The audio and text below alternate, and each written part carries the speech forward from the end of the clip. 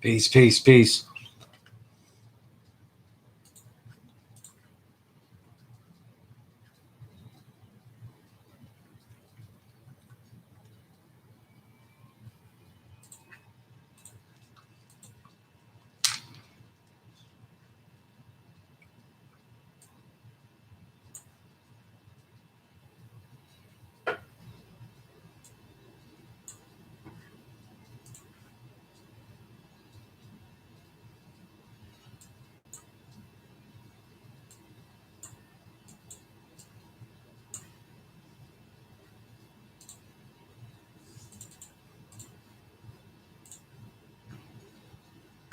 All right, peace.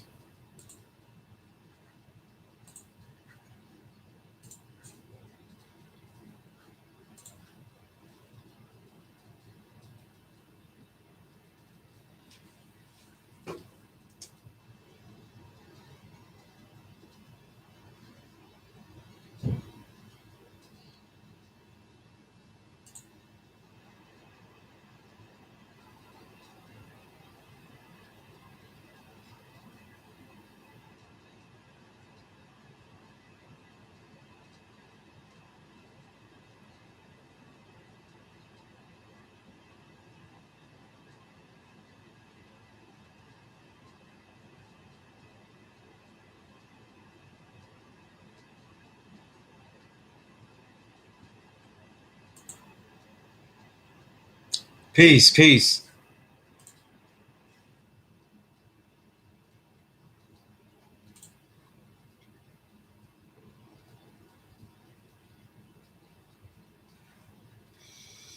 Malik, the Cast Faction is the magazine that I am doing about podcasts. Okay. It is really what is backing up a lot of my extra work here. It's a main project right now.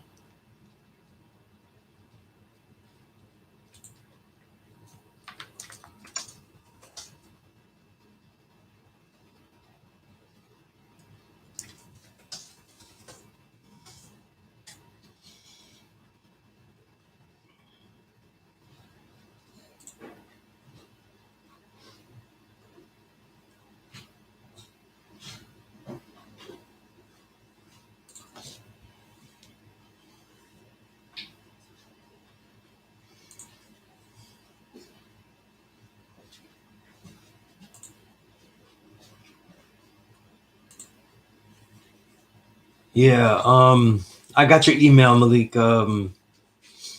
There's a couple of apps though. I don't really know which one is the best. I would have to try them and stuff, read a little bit more about them. But there's plenty though, You can even try some if you do your own Google searches on good apps for audio journaling, because that is a thing, That is definitely a thing now.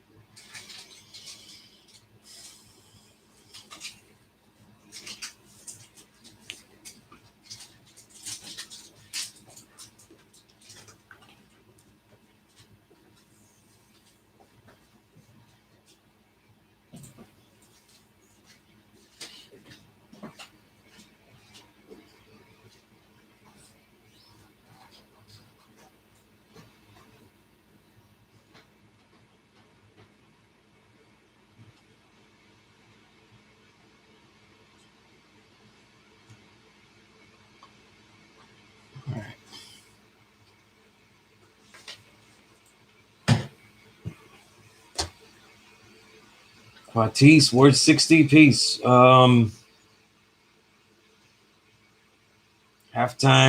Jarrell. Jarrell, I got your email. That was one of the longer ones.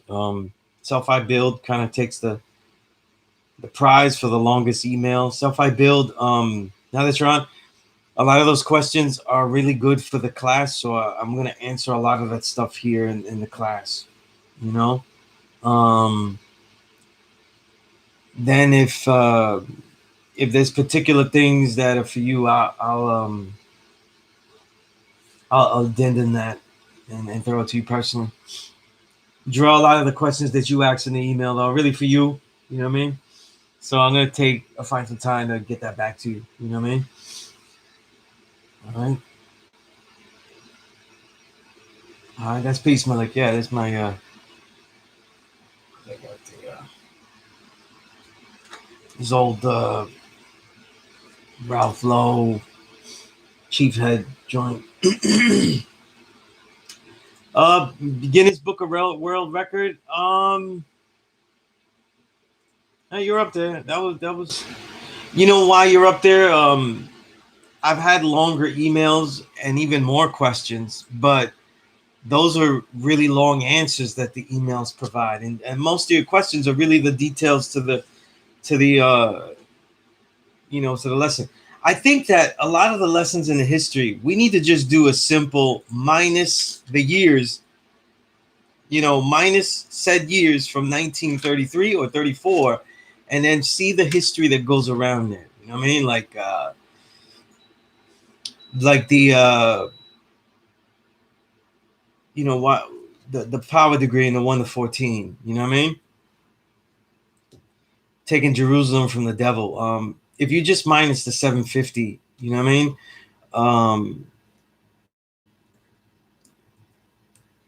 From 1933, you know what I mean? Or let's say you made a mistake and you did 1934. I'm just trying to show you that you'd be okay.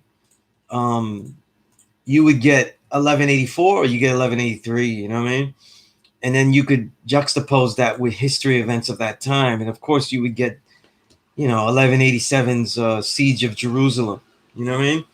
So everything is always, always in a thing. Like say, oh no, it's years off. It can't be that. One interesting thing is that these are the answers of Elijah to his teacher. So it is most likely possible that the answers that Elijah gave, that are in the lessons, are exactly what he memorized from his teacher. And that their 4 years off, though, goes in line with the amount of years that he was learning from Far Muhammad, so it works. I think, Jarrell, too, by the way, one of the reasons I couldn't really answer your email completely is because you had some interesting, and I didn't read them exactly because I didn't want to ruin the movie for me, but you had seen Judas and the Black Messiah, and I only started it, though. I just barely started it. I was thinking I could finish it today, but, with everything I end up doing, I can't, you know what I mean? But I definitely intended to see it and have some thoughts on it because skimming what you had said, you had really gotten some interesting thoughts, on it, and catapulted you into some other,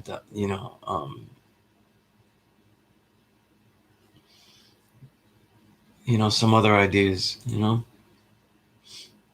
But I'll definitely get into that email. It's a lot of good questions, you know what I mean? A lot of good questions.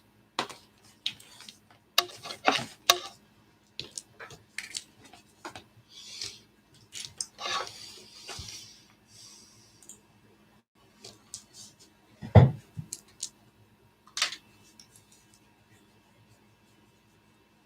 see. All right.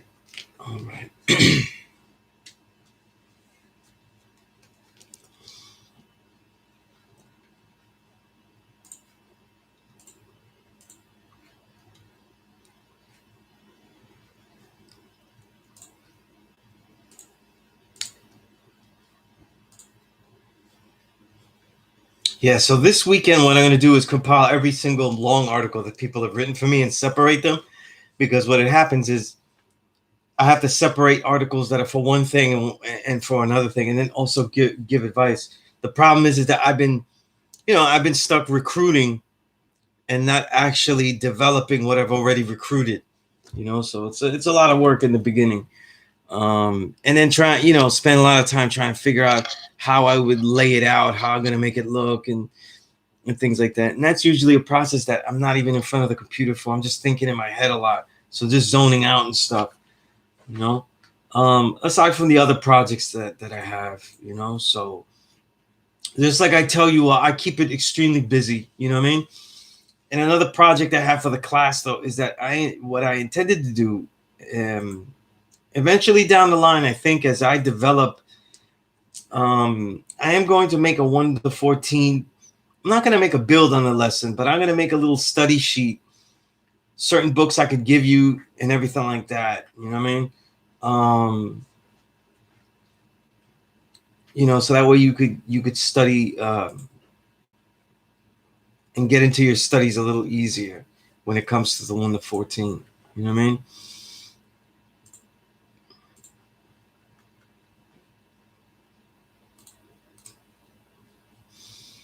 I think personally with the 1 to 14, I never really had as much difficulty with it because I didn't look for. By the time you get to the 1 to 14, you should already be prepared that a lot of the 120 is written in a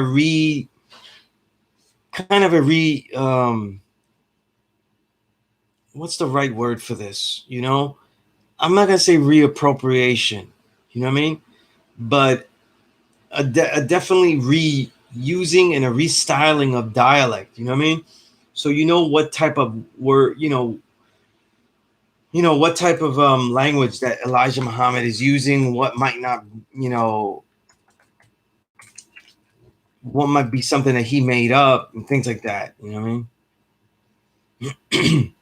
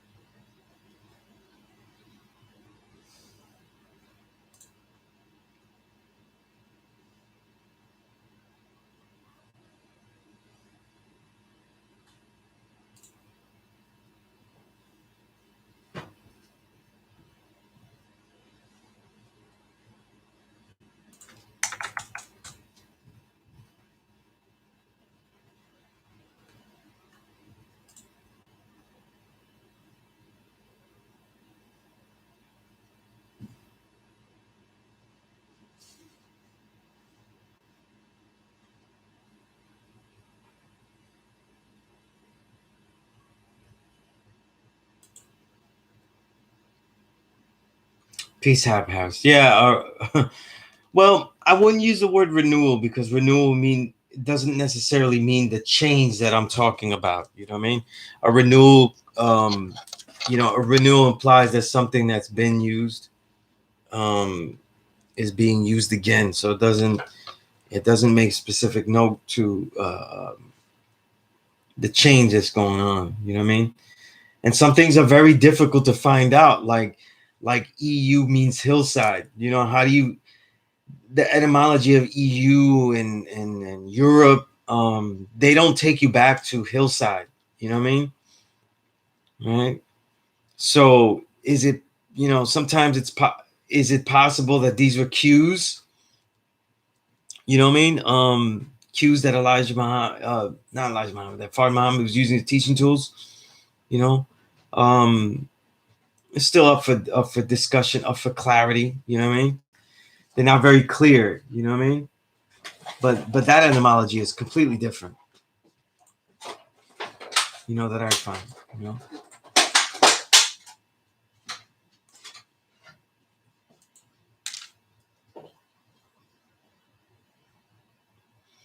If you look up the etymology of EU, it really means good, well, So it really doesn't have anything to do with that, you know.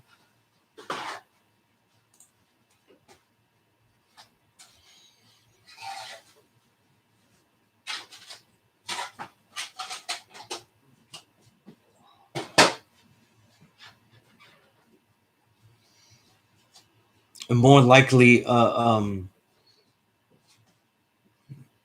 idea, because then you would have to ask yourself, though, was the continent named that before the devil was made? You know what I mean? And that's really what you want to find out. You know what I mean? And That's not easy to find out either. You know what I mean? I haven't found it out. What I've seen is that it's been used. The word Europe has been used since the 1800s, though. You know what I mean? So it's pretty much a new word for what Elijah Muhammad is using it for. You know what I mean? Um, and if it means hillside, that means that its roots are English, which is very rare for a word. Like, in other words, you're looking at the EU means hillside, right? But the R rope is the rope to bind in. See, that's an educational cue, the way I took it. That's why I didn't care for much for it. Why?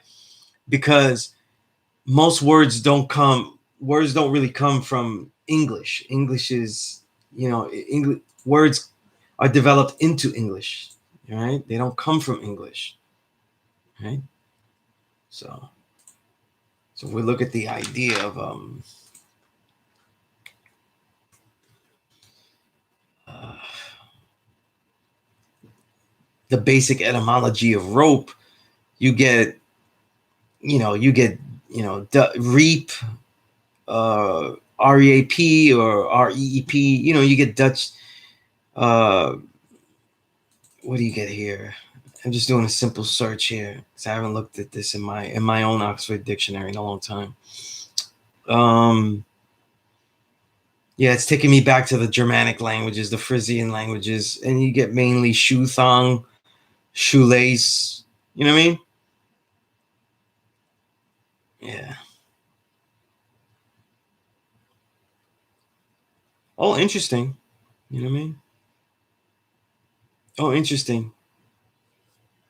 You know, because to have Euro means the rope is very significant in Europe. If you break it off, that EU is as a prefix. You know what I mean? Because rope is really from the Germanic languages. So if you break off the prefix EU means hillside, I don't know if you're going to find EU meaning hillside, but EU means the etymology often given is well. And in this case, would be the strong rope, like roping it in. You know what I mean?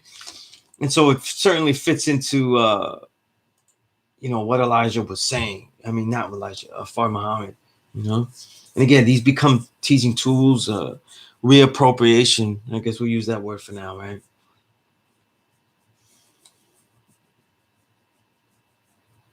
But I'm going to go through some of Self-I Build's other questions in a little bit, because people wanted the 1 to 14. Last week, I really went through, and so we don't reinvent the wheel unless people really didn't understand it, how to actually break down the lessons and fragment them. You know what I mean? Um, what their intentions are, what the grouping of possible understandings could be, what the subject matter is, and what it would relate to, and then what they actually mean, what they actually mean. But the thing is, right? And I give you some answers and stuff, but a lot of the questions that I get are usually historical. Some of this research has to be done on your own. You know what I mean? It can't just be that I get all the historical references for you. I'm going to give you some and get you on your way. Um, but it's about analyzing the degree, you know what I mean? And some of those things that you should be able to do with good research. Now, understand this is nobody should take. I don't want anybody to take offense to this, but many of us don't know how to research. Like we weren't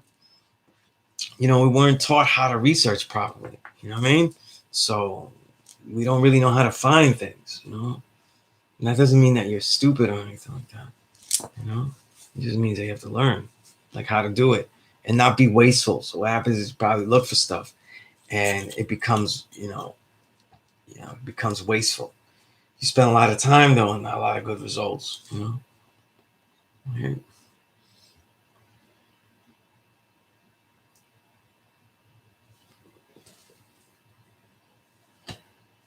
Yes, Malik, you're quoting my plus lesson about that. Right. Now that's my own understanding. It doesn't mean it's that. You know what I mean?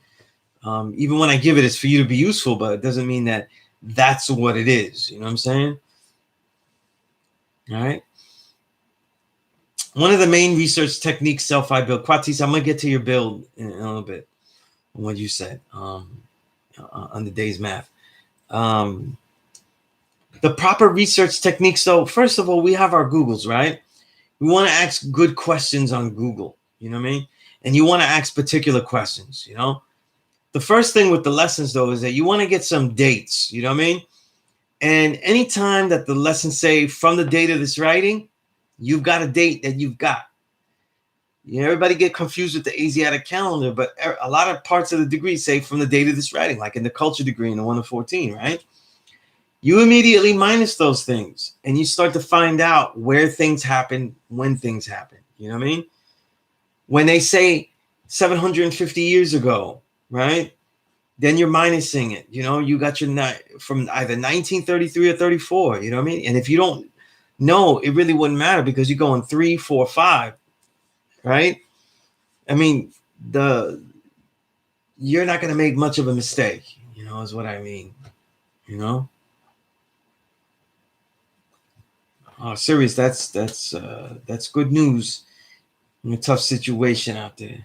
That's peace. Good to see the God building through. Peace to the God, serious. All right. All right. Indeed. You know what I mean?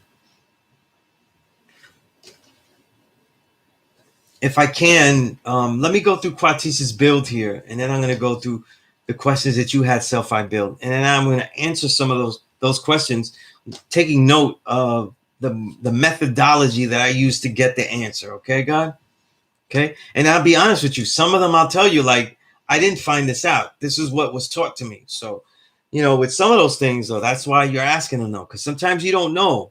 So sometimes you might have an answer. You know, I understand that you might have an answer, but you're not sure.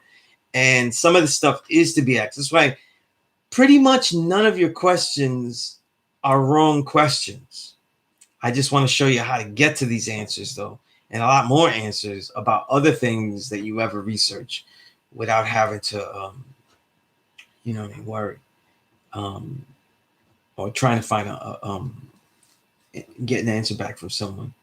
You know, of course, with 120 though, that's what you ought to be doing. So it's all is definitely all peace. Quatis.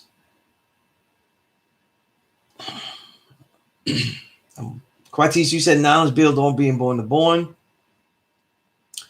The principle of being decisive about which ideas will be embraced in order to set intentions in motion. Okay. All right. Being born in motion. Okay. For instance, intentionally developing an idea to articulate what's learned allows me to see its value and if it is an idea worthy of further development. Okay. Okay. For those that don't know, articulate means to put into words, like, and obviously here it means to put into simpler words, right? Simpler words and details. All right. For me, it all starts with the question: how do my ideas, knowledge, shape, born what I am becoming? How do my ideas shape what I'm becoming? That's good. It's good stuff, Quincy's. Good stuff. Hmm.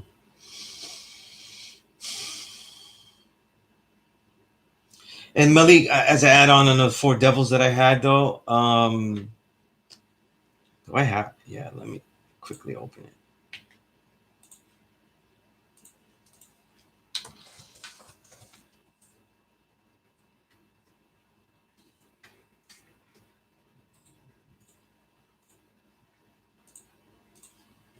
Okay, where do I have this?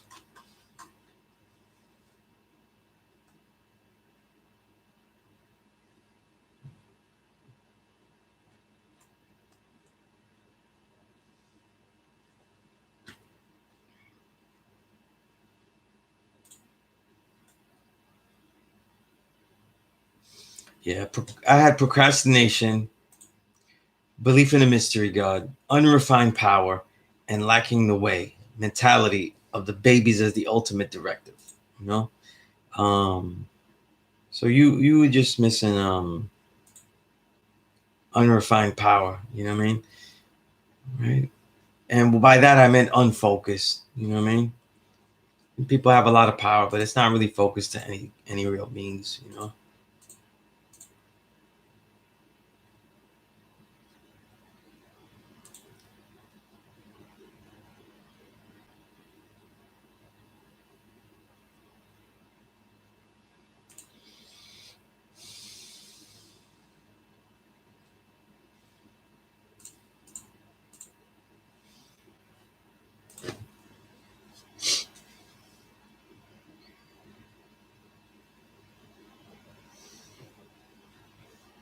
Okay.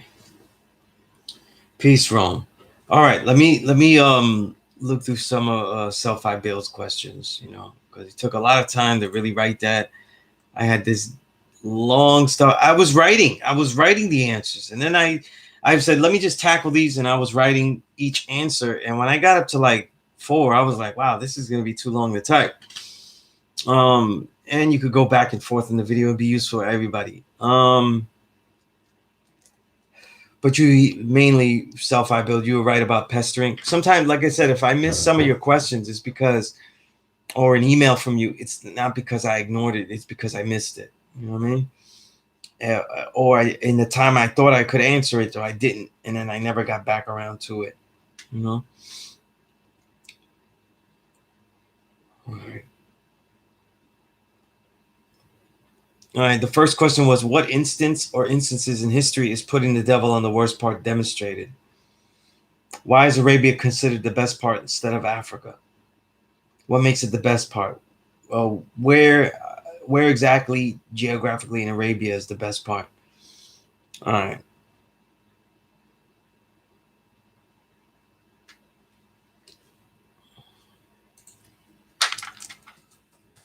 This is a question I get a lot, so it's not. This is also why I want to ask these questions, because it's not, you know, these are not uncommon questions. So I get these questions a lot. You know. Now, when you look at a map, right? Arabia looks like it's part of some other shit, though, in our minds, politically, socially. You know, even if we want to get technical and, you know, be on some race shit and say it's not like, you know, the way the devil classifies it, the way these half originals, because they're definitely half original of mine, have appropriated it. And I see here, reappropriate would not be correct, right? But Saudi Arabia, that's, you know, that's Africa. You know what I mean? There's no way around it. That's Africa. You know?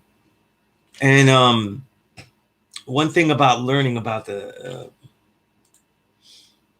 think I had written down some of the answer here. Did I write some of the answer to the guide here? Yeah, I did. Yeah. When you reach the work of Charles Finch, who was an apprentice of Diop, just so we could make connections, check into Diop, who wrote African Origin of Civilization. When you read the works of Sertimo, which include countless other scholars, what you learn now is that Egypt and that area, this is right there, Egypt, right, all that area there, Northern Africa, is really, you got to look at it more like not the separation that you see today, but start thinking about it from back then. If you start judging things of today, then it doesn't make any sense at all. Okay. It is the separation, right, that has happened over these last, you know, hundreds of years that makes us forget that historically, every time we research it, Egypt, which is Kemet, right, and all of that area, just because we call it Kemet doesn't mean it was the same borders of Egypt as we see. That's also another thing. Okay. We just look at and we say, oh, it was originally called Kemet, but it has the same borders in our mind.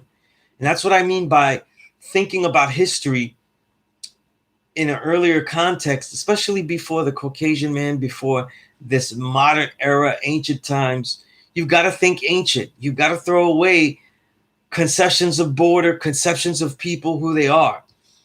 The other thing is this. The main thing is this. And this is how Charles Finch and I think Diop says it this way too. But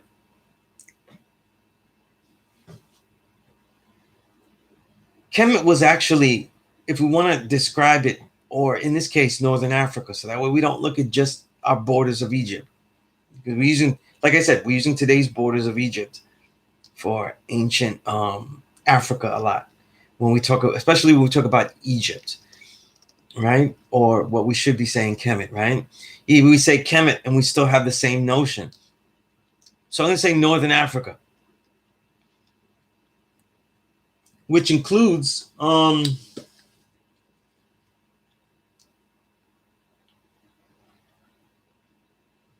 Africa, which includes Arabia and Egypt. That was looked on as a flower, right, of the entire plant stem that is the root of Africa. Okay, so everywhere below Kush and all these other places, that's really the root, and everything was flowering out. So even in the research that we have today from scholars, you got to understand that what we saw, the connections, the center point, the meeting point of, let's say, the Egyptian mystery school system, what George James, G.M. James, called it, and what we'll call it now. But again, forget about just that one place, Egypt. Think of the entire northern tip. That was the flower position. And what they meant, the scholars meant by that, was that everything that was developed throughout Africa and ancient civilizations, the majority of the glory of their achievements, their presentations of creativity, epic architecture, all of these things were being shown on the flower, which is what? Northern Africa, right? This is why it's seen as the best part, okay? And that's why it's important to know. It's also important to know that it has another function, because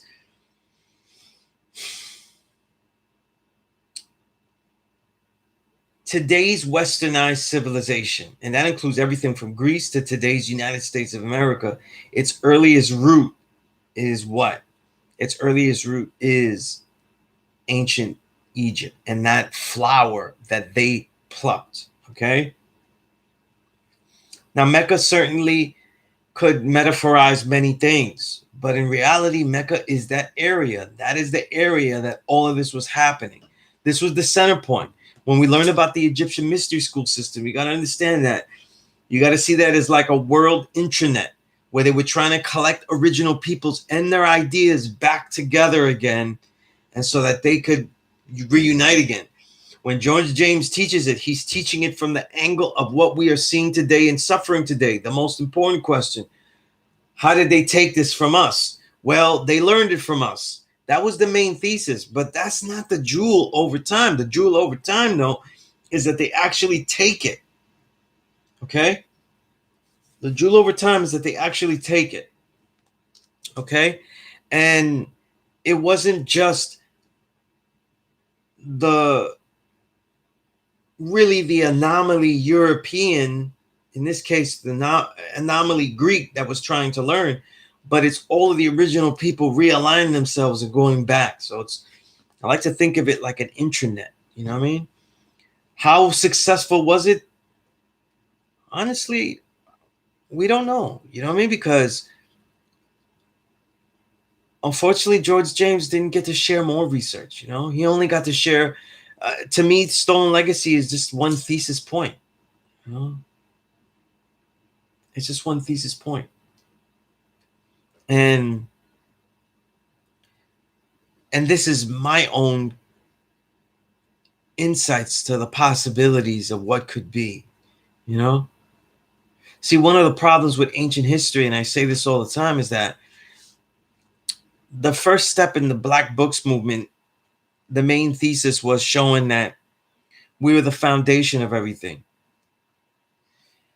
But we're at a point where we're here and we learn that we're the foundation, but we're not here. The way we really are here is spread out everywhere through lots of separate roads. And so there's no connective tissue. And the scholarship would give more connective tissue about what happened between that time and this time. You know what I mean? And that's why there's always complaints and stuff. And that's why there's always very sloppy posturing, when people just go, oh, look, this was everything comes from black and everything comes from this. And it's not really like a useful statement, it's just basically taking things back, but without any understanding, which is a very European thing to do, All right, so I hope that starts to answer the question. Now, the other part of the question was this, right? Let's refresh on that. Where is it? The instances that the devil was put on the worst part. Okay. I mean, obviously we have that. Obviously, the culture degree ran him in the mountains, though. That's the first time. Historically, it's very difficult, though. I think that it wasn't really put on the worst part. Historically, you find civilizations guarding against, though, strong borders. One of the best instances, though, is the migration of the Moors, though. Because in the migration of the Moors, though, they took their decisions of who they would exile and who they would absorb. You know what I mean? I think it's a simplistic Moorish history as well to say that they just absorb all peoples, when all peoples, they didn't always get along. So it doesn't always make sense. And history writes, for example, the Moorish empires as absorbing, but no other real conquerors were able to absorb only by peaceful means. You know what I mean? Just like the most successful with the longest contiguous empire, Genghis Khan, this Mongol Empire, they didn't do everything violently either. So it's not one way or the other. You know what I mean? In fact, there was a lot less violence than people think. A lot less violence than people think. But there was always the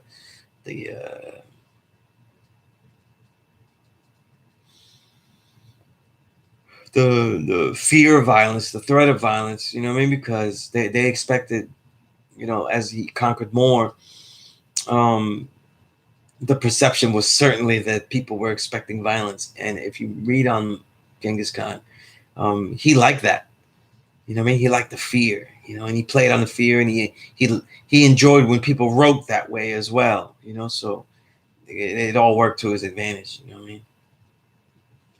Right, to this day, right, when you say things like Mongol and Mongolo, mongrel, the word mongrel, you know what I mean?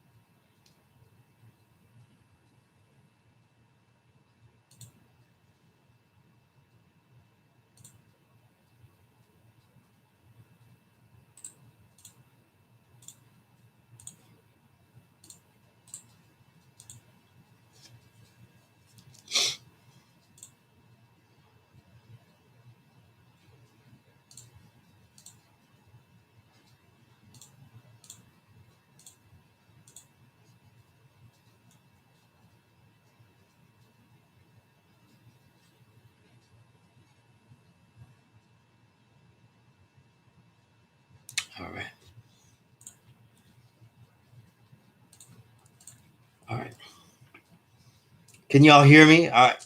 Can y'all hear me? That's just me talking low. All right. Right. Etymology is very vital, Malik, but etymology is not always found in stuff. You know what I mean? Or available. You know what I mean? Right. And sometimes, it's also very difficult.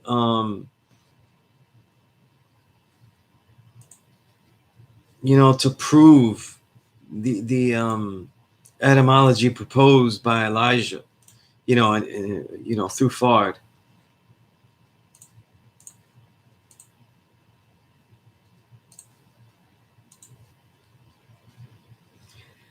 All right, let me see.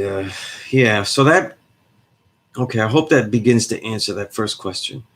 How did the devil lose? Okay, lose the knowledge of self. Okay, I'm gonna share it all with the class, though. It will not be the last time. All right, this is a loose means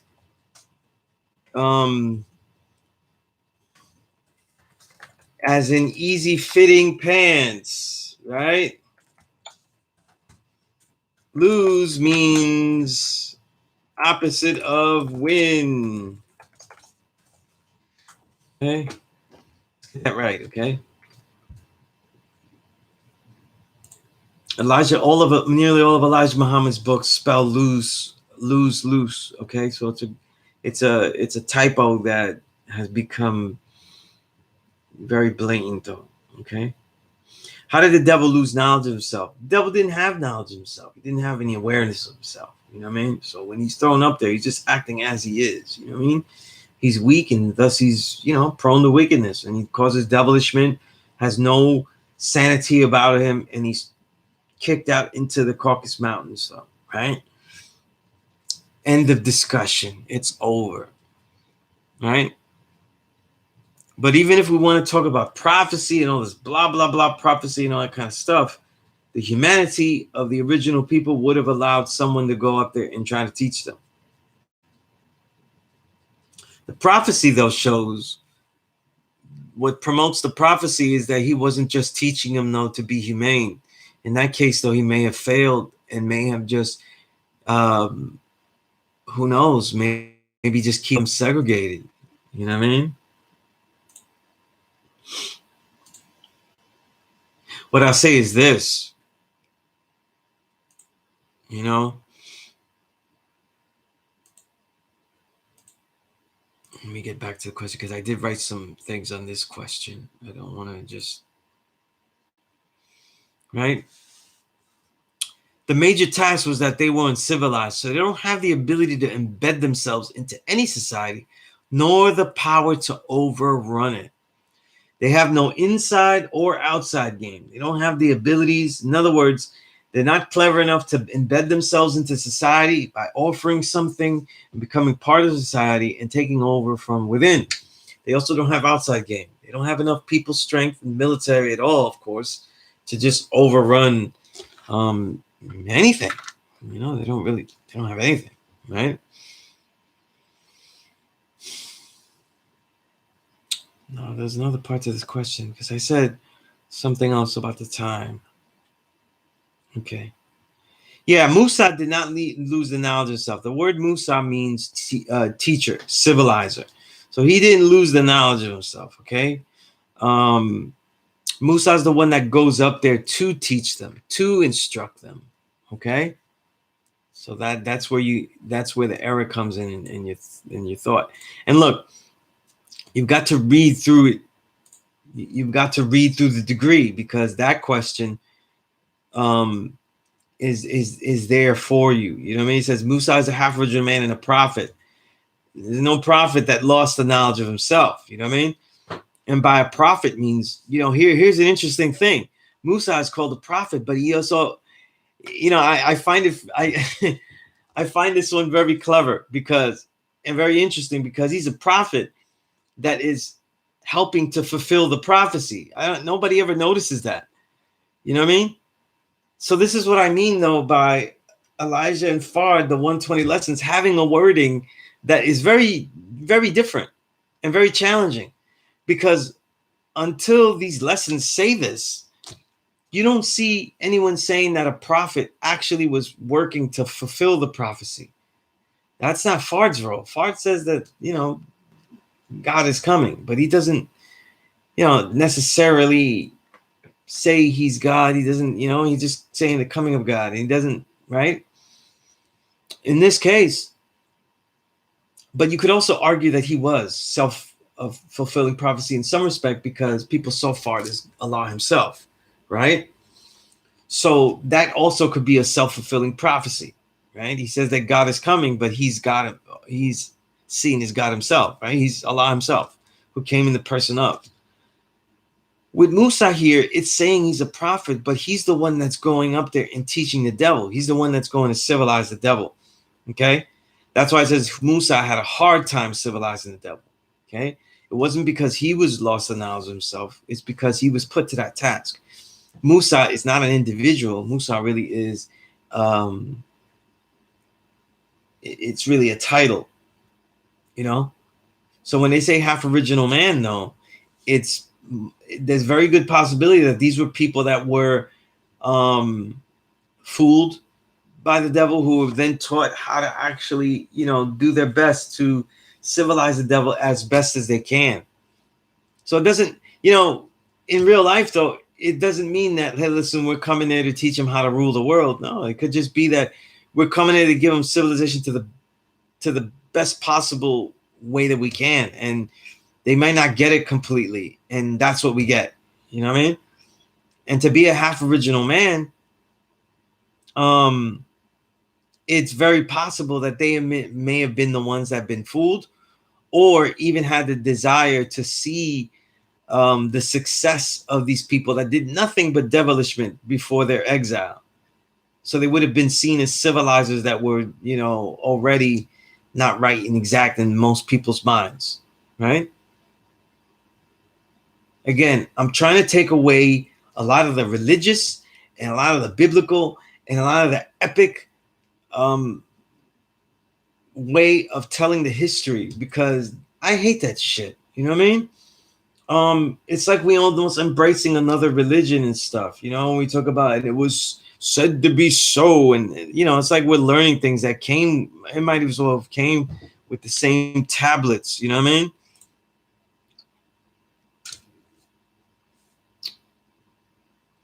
Peace universal. All right, so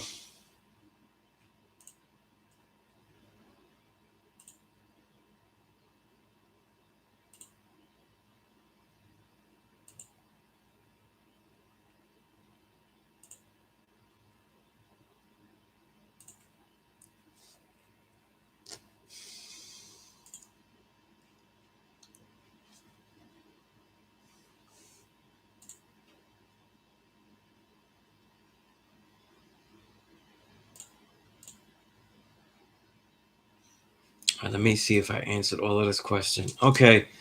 What time frame prior to Musa did the devil have knowledge of himself? Okay, I answered that he didn't have knowledge of himself, so there is no time frame. Or was not behaving like a savage. According to what everything Elijah taught, though, the minute he was grafted, the minute he was a savage. You know what I mean? Because his physical being wasn't even equipped to even process things. You know what I mean? All right, the third question. Again, these are good questions. What is the poor part? I'm somewhat familiar with some of Columbus' exploits. Was it the Caribbean, North America, and other places he went consider the poor part? And why didn't we care about the poor part? North America, Caribbean, and other places, a poor part. What is determining? What is the determining factor? All of these places have resources. Poor in comparison to what? Who exactly are the Indians exiled 16,000 years ago? Okay, I think I wrote something here. So let me see what I wrote.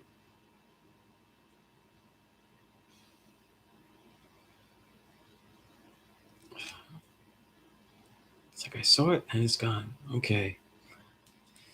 Okay, look, guys, this is what I said. The answer is in your question.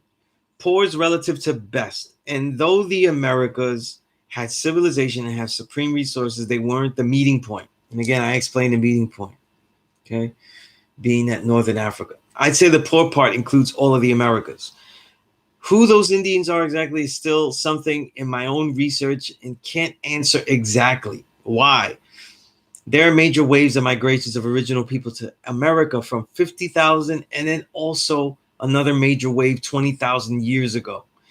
As the lessons speak of 16,000, we focus on that last one as the one, and those people become numerous tribes, just like the others, the other wave. And compared to anything we know today, build societies, technically more civilized than I think we are living in today. And again, a lot of 120 is difficult because of context. We're analyzing perceptions. Look at the perceptions I just talked about. Best, worst, poor, and standards of what is civilization. Okay, that is not always clear cut, right? Because what is the standard of civilization between the Indians that are exiled and what is considered worthy of exile and what they built there compared to what was in Africa? To us, though, they would be, to our framework, they are two civilized societies. Okay. And then we have another problem is that we tend to talk about societies if it's just one group of people, but it's really many tribes as they go on to live amongst themselves. And they, because living, it's really in this day and time that things are so global that we look at things in such big blocks, but living is much more local. So it wouldn't really work where we say this is all one block. So the development of tribes and everything just work out, not out of devilishment or factions or just the obsession with separation, but just the localization of foods and the development of life around you. You know what I mean? Now, it's important to take that into note because if you can separate what is being deemed a perception, right? What is best part? What is worst part? What are the standards of civilization? And know that it might be obvious that ancient, Europe in 500 Common Era Europe is savage. But the comparison between ancient Africa and ancient South America, you know what I mean? And if we go back, thousands of years, or the hundreds of tribes in the Americas, though, that were there and living peacefully and in harmony and had sophisticated societies of trade, commerce, education, right? It's different standards, you know what I mean, of what we would call that, you know what I mean? Also, too, is that the perceptions of the language that Elijah Muhammad is speaking to. We're in 2000, we're in 2020, the 2020s, okay? So we are actually, we're really over 50 years later. And a lot of this language doesn't, all of the nuances I just spoke about, a lot of them don't really have much, they're not immediately relevant to the generations of the 40s of, let's say, the NOI Muslims and the 50s, to the, to even the older gods of the 60s. They had a simpler contrast. That's civilized, and we didn't know it. This is uncivilized, and we have been fooled. It's pretty basic. There's two poles. You know what I mean? We have more knowledge of the nuance of civilization today, more history, more factors. So to really get an understanding is not to obsess to thinking understanding of a degree is a straight answer to a perception offered, but how it reveals contrast to explore, because there is more history. We are in a position to start uncovering that proper position. That equality is in the questions that are built to guide research, not merely to get an answer. Okay. So when you look at a degree, you really have to separate, though, what is even possible in any research. Let's say if you're doing first-hand research, what would be nearly impossible to discover, right? To uncover.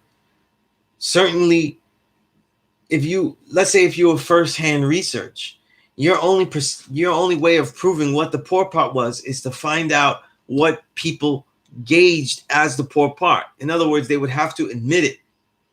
If not, then your only research is to see how people dealt with things.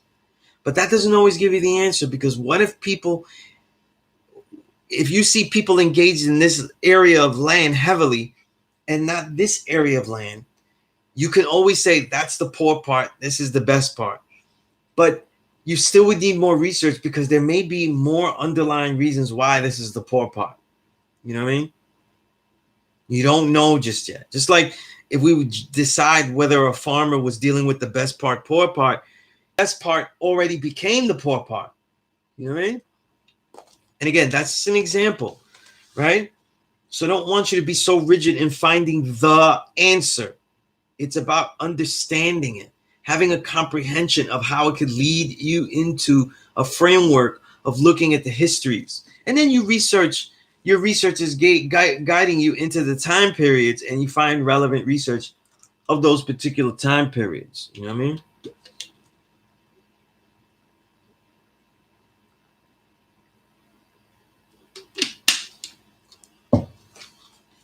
I take a little break because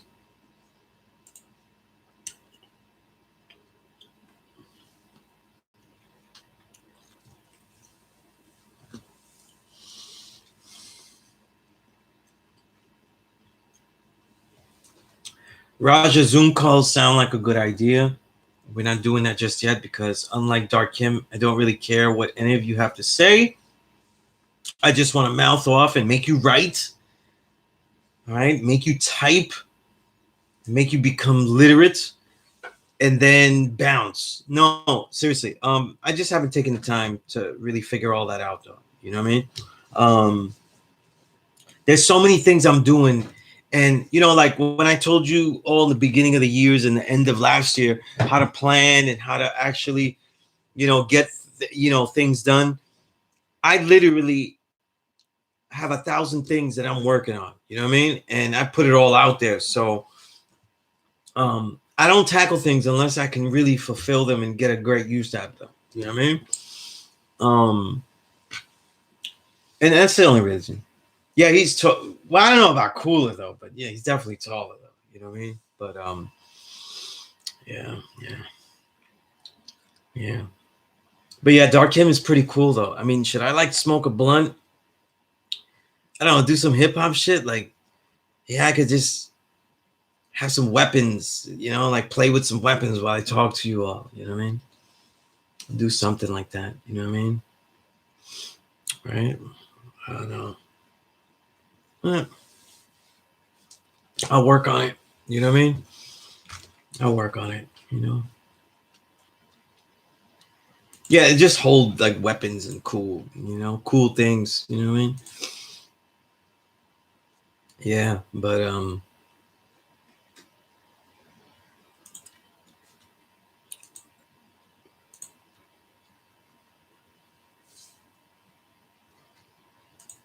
see, and Raj is hitting me with perception as well. Like what is cool, what is not. See? It's his own markers, right? It has nothing to do with anything. You know what I mean?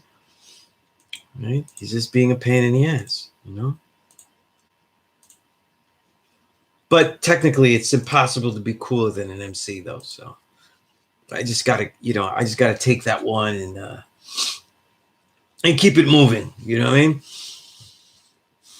L7. Okay. I hope it was useful while you were here for, I don't know how long you were here, but certainly for a few moments that Raja here downgraded me, but and denigrated me, you know, because of my Zoomlessness.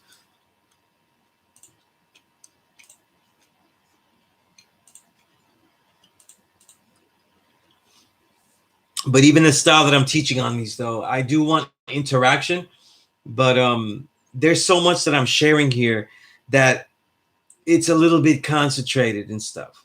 So I really want to get all those things out and then continue. You know what I mean? Right? And we could do it like that for now. But you know, when I have more time and stuff like that, and engage, because even if I was to do the Zoom though, once I get back to a law school in Mecca, I'm not I'm not saying it can't be, but I don't know how, if that'll be as, as viable, when I'm back in a law school, is it possible I could have the students online interact with the students in the classroom smoothly? I don't know. I don't know. All right. So the fourth question that got me self-I-build to say, okay, I'm not writing anymore. There's a lot of stuff. And also that realize these questions are really good. 4, if some scholars say the Bible characters never existed, how do we reconcile teaching about Musa and Yaqub? According to the Bible, Yaqub is Jacob and father of Israel, but we teach he's the father of the devil. I was under the impression that the Bible was black people's history, but according to Elijah, Yaqub would be the father of the devil. Did he have progeny, 12 tribes that were still original people not affected by his devilish teachings? How does Elijah's teaching intertwine, or how specifically do you deal with these opposing views? Where did Elijah get the definition of EU from? Okay, I built on that earlier. How did Yaqub teach Musa this forgotten trick knowledge? Well,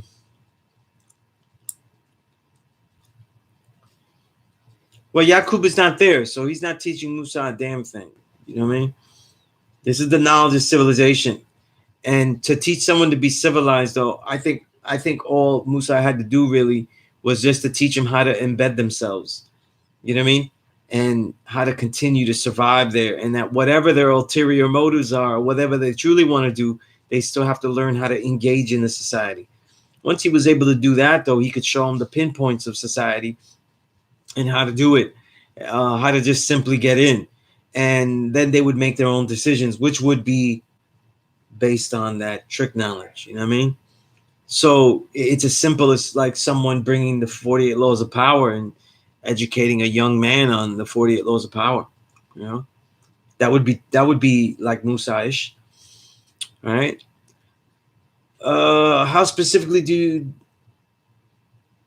deal with these opposing views? Where did Elijah get the definition? I thought according to the Bible, they do not live at the same time. Who are 23 scientists?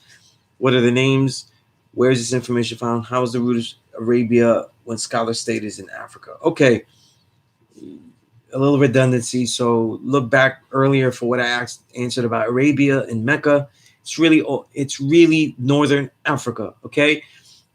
We keep talking about Africa, and we keep using the borders of today to talk about 20, 30, 40,000 years ago. What is bordered as Egypt is not the Egypt of back then. You know what I mean? Or Kemet or anything like that. So it's not the same borders. You know what I mean?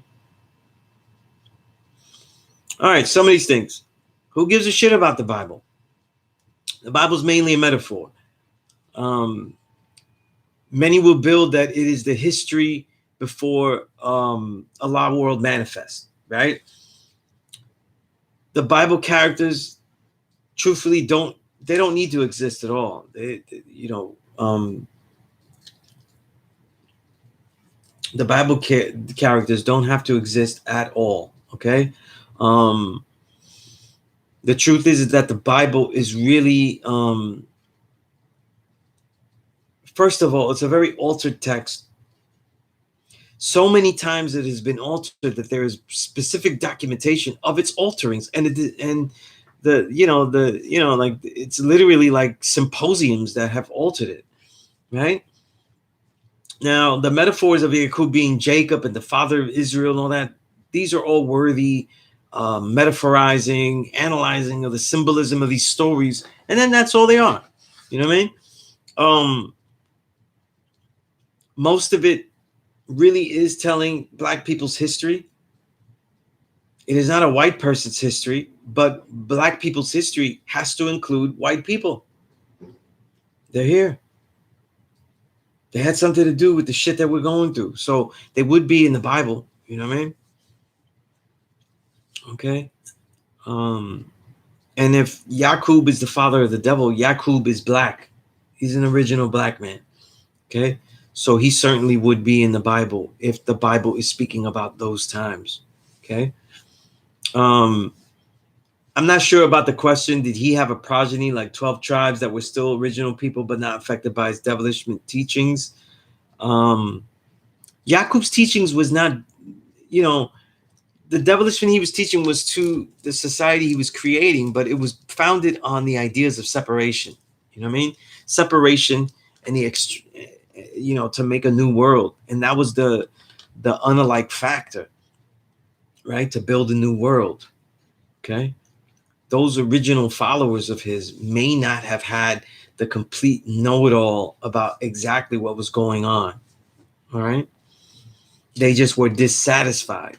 Okay. And they wanted something else out of the realm of possibility. Right. And he was taking them there. Okay.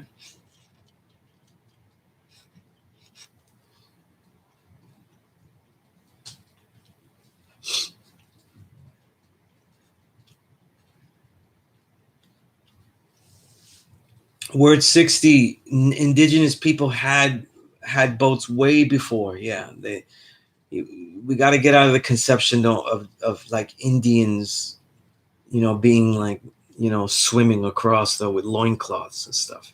It's just not true. Okay.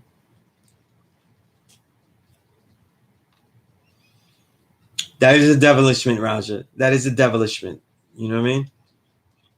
And see, we keep thinking of lying, telling lies, stealing, as like running away with people's purses and things like that. We're talking about the subtleties of taking, using, embedding yourself in societies, giving, but also taking more than you give, right? Even when it's not earned, you know what I mean? All right. Now let me get back to the questions, okay?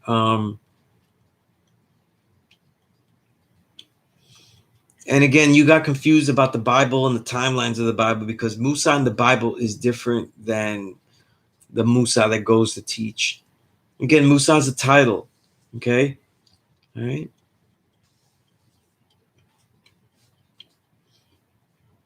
Musa, Moses, it really is a title, okay? For civilizer. That's why in the Bible he presents the tablets. He's showing rules, regulations, and stuff. Who are the 23 scientists, though? Okay, a lot of that though is, if we just take the concept of the best knower, I'm not one unless I see it. I'm not one to say that there's a mountaintop somewhere where there were 23 scientists and the 24th best knower, and they're deciding the fate of all things and stuff. There are people that bear witness to that in some way or the other. I don't bear witness to none of that shit. You know what I mean? I do think that there are people that know more, and people that know more end up in places where they can decide, they can understand the patterns of what will happen much more easier. And try to think of it this way. Look at patterns with a more physical, concrete example: weather. How much knowledge do you think our our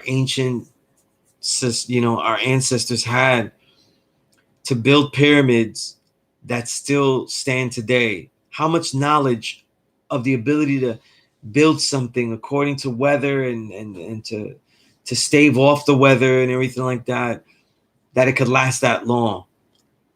You see? So it's not just building a super fortress, bombs and machinery and weapons of today can destroy any pyramid. There's no problem. How did they know that these weather patterns were going to be able to these pyramids were going to weather every single storm, every single reality for all these years, and be proof though of excellence? It's it's really impressive, right?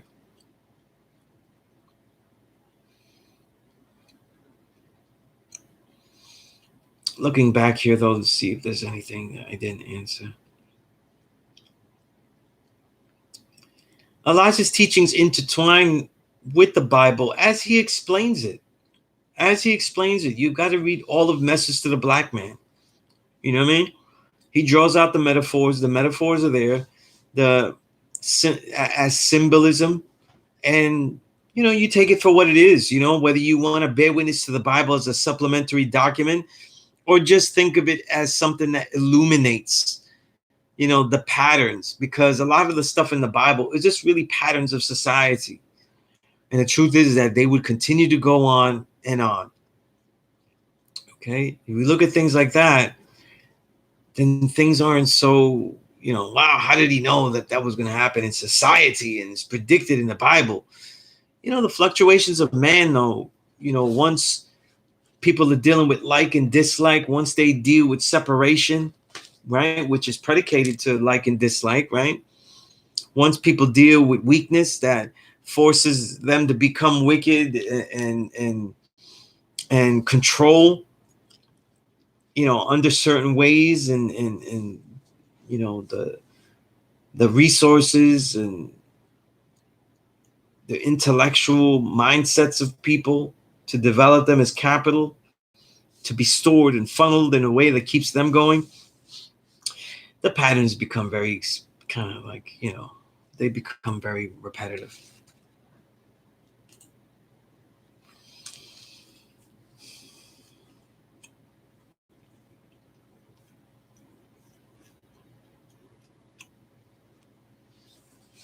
How do I see Arabia is in the Far East and is bordered in the Indian Ocean on the south side? I just think that those are details of context. You know what I mean? Right?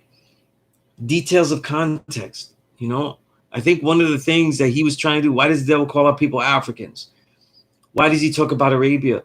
He's trying to get by the time Elijah's already came, the perception of Africa being sub-Saharan is very difficult to overcome already.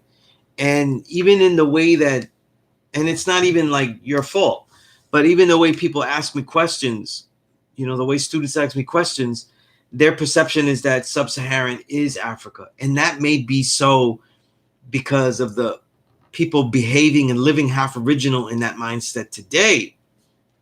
However, that wasn't the case back then. Again, the borders of today are not the borders of then.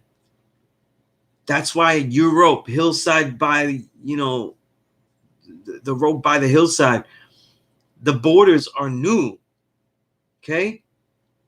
That culture degree is talking about brand new borders being made. None of the other borders you know about are relevant.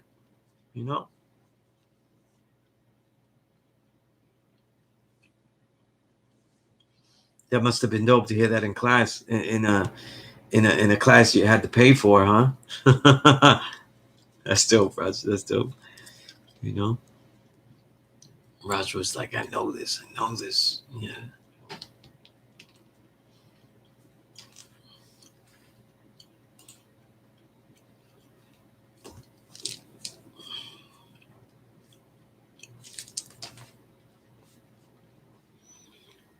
Was Jerusalem always a place of peace? It was built on previous occasions by Jerusalem. Are they original people? Is this an example of the original man dealing with Islam, meaning peace?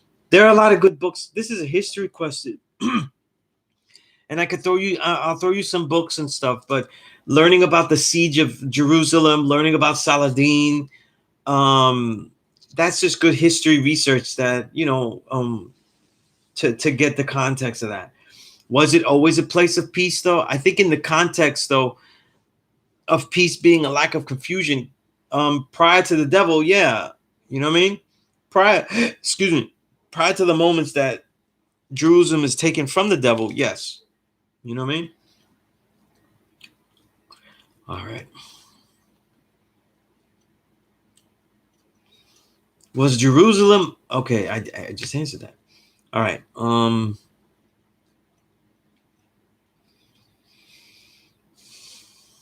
Oh, you said, is this an example of original man always dealing with Islam? I think it's the beginnings of an overt use of Islam as the way that they will describe this.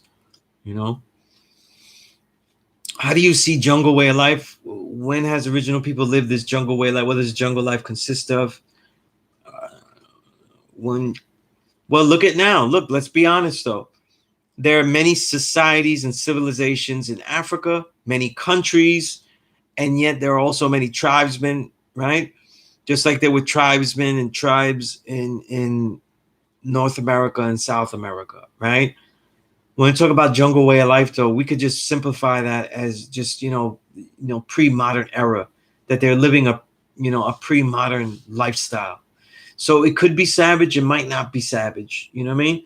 But it also, see, in Elijah Muhammad's context, you have to understand that if you don't know all of the peoples that are not aware of the devil running this entire world are in some sort of state of ignorance.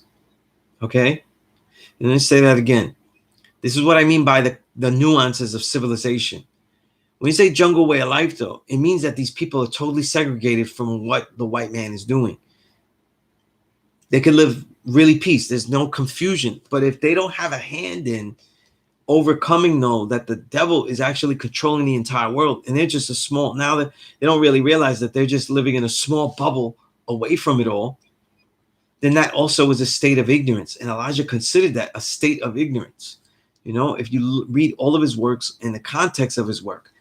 Okay, so a jungle way of life, though, doesn't mean that they're just, it's not like Bugs Bunny cartoon where they're just like booga booga and, doing stupid shit. You know what I mean? Right? What it really means, though, is this idea of the utopia, the segregated societies of utopia that are totally oblivious. Because what does the knowledge degree say? The maker and the owner. You could be living a civilized life, meaning no harm, no violence, no killing, but they are not where the original people are. So that for Elijah was not right and exact. And technically, when we really think about it, of what we actually are, there is something still missing. That we could live on this small plot of land, living wonderfully and comfortably without worry about any devil, which is why probably a very possible reason, if we want to make scholarly reasons that we try to apply and see if it's correct in some way. The Indians being exiled are also those people that didn't want to deal with the reality that another people were going to rule the entire world, as long as they could have their own plot away from it all. You see?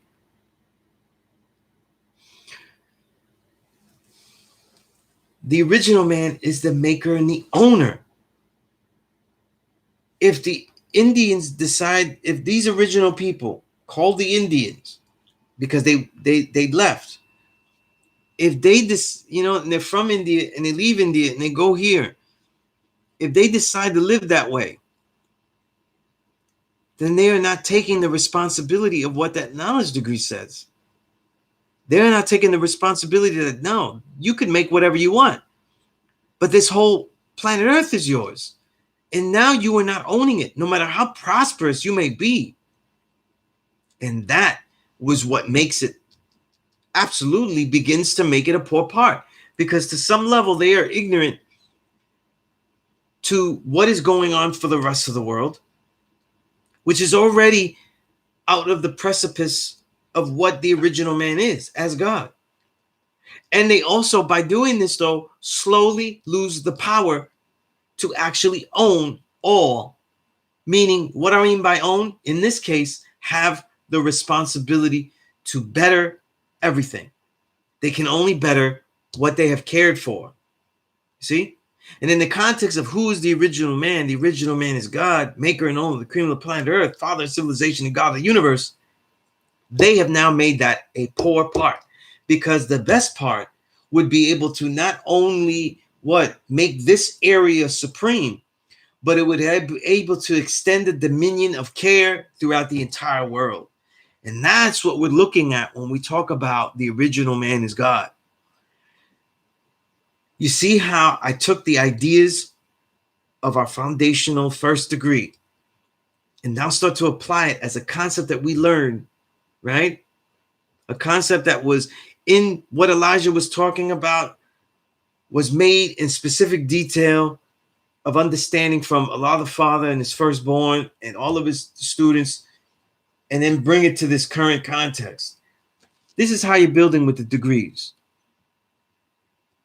So we have to get out of the conceptions, the simple conceptions. As they live a beastly, a jungle way of life, a beastly way of life. These words, they mean things. They mean different things. You know what I mean?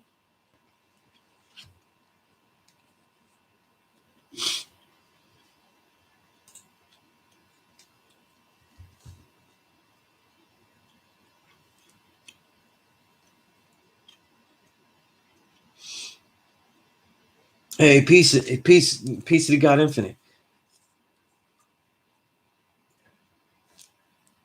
You said, is it distancing and staying warm? I don't know about the warm, but yeah, staying to their own part, But it's like this, so I know it sounds corny as hell. You probably never seen the movie, right? But it's a favorite movie as a kid, Superman 2, with played by Christopher Reeves, which looks totally cheesy now, which makes it even more fun to watch. But when I was a kid, it always bugged me out that he did just such a sucker move, like he had the Lois Lane, and so he could live a regular, wonderful life with her. He decides to go in his chamber and get rid of his powers so he could actually live a fruitful life with her. You see? So to live a solitary, fruitful life, he actually had to get rid of what? It's not getting rid of his powers. Because you see, he never really could get rid of them. He just basically mentally got rid of them. You know what I mean? They could easily get gotten back. The point is that by getting rid of his powers, ideally, is by not using them. And he put himself in a position where he can't use them. So now what happens with Superman is that he just could be regular man. But because he's civilized and all wise and everything like that, he gets to live a wonderful life with what? Lois Lane. Because he doesn't have any powers now, he doesn't have any responsibility, because now if the word goes to shit, he's like, well, I can't do nothing. Problem is, though, is that Superman is Superman. And if the world goes to shit, he still has to do something. So he has to go get his powers back. When we look at the indigenous peoples in North and South America, right, they still had interaction with the original people of the East. That's what I was saying about the boats and stuff. That's all, that's all bull. And that's what I'm saying. Their exile is a conscious, what was done because they could still have contact, but they didn't want the way I see it. And if I was in my research, I look for ideas. And if I was firsthand researching, I would look definitely for ideas of why they didn't want to take responsibility to how the entire world was shaping. And it's very specific decisions like that you constantly see in history. Like I told you, I just told you about a decision before. Genghis Khan had the longest contiguous empire known in documented history that we know of today, as far as conquering the world, right? I think it's Jack Weatherford's great books. He wrote 3 great books about Genghis Khan, right? Let me see if it's Jack Weatherford.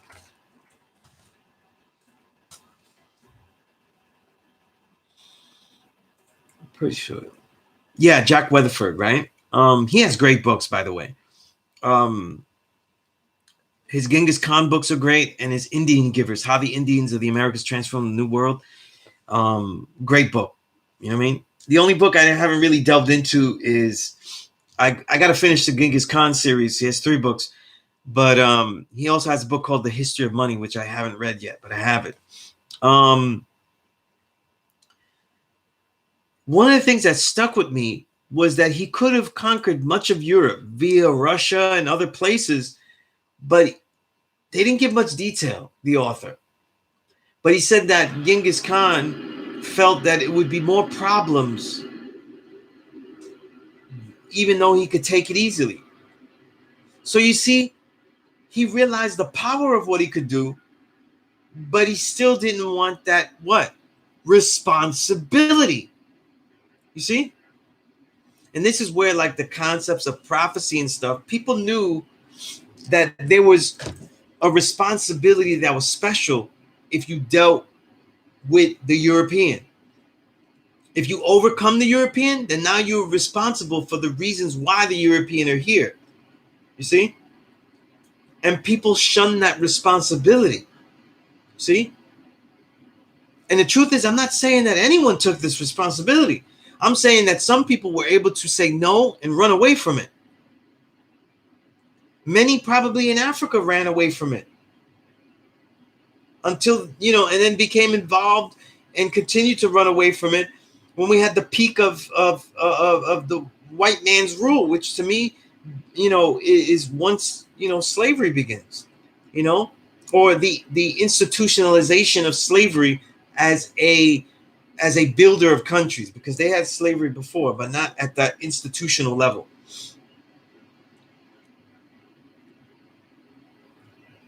So now, right, who will take the responsibility? Right? It's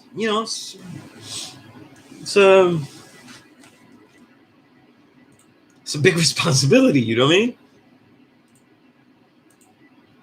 That's why, like, when you're teaching the knowledge of self and stuff, man, you gotta let some, people not ready. You gotta let them fade in the distance, man. You gotta let them fade,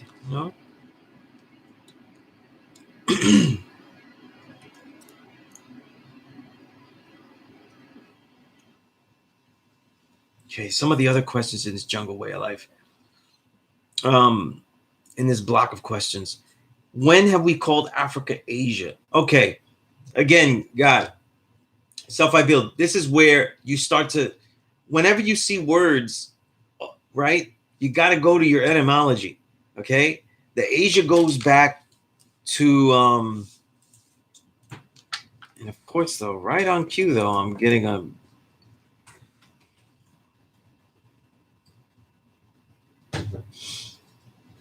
It goes to the etymology of Pangea, right? I'm trying to see, because this is so this is a general consensus, so it's even on Wikipedia. If I could find it.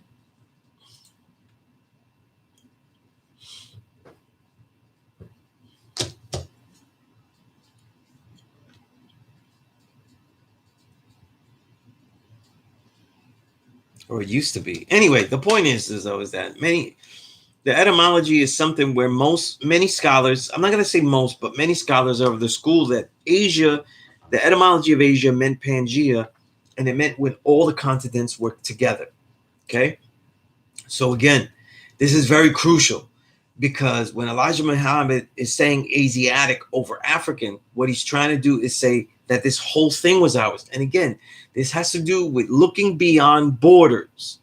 Looking beyond borders. That's why, like, people go, look, those original people, they left Africa 50,000.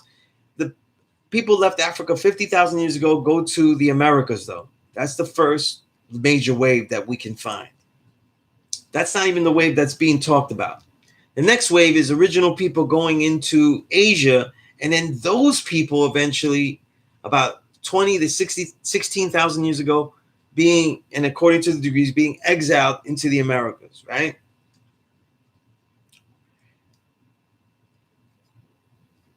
Good research to prove it. There's peer-reviewed research to show these waves, right? But people say, no, those aren't original people. Those are this, those are that, right? They'll find the phenotypical differences and things like that, even though, which is a major point, Elijah Muhammad always tried to eliminate and disregard the obsession with phenotypical differences of original people. And now, I don't mean just, in this case, I'm not talking about the skin shade, because he made those points as well, but I'm talking specifically about broad nose, thick lips, and coarse hair, right? They all have, the original people became variegated as they moved to different places, because they stayed there for long amounts of generations, right? So just want to familiarize myself. I'm of course with this question here.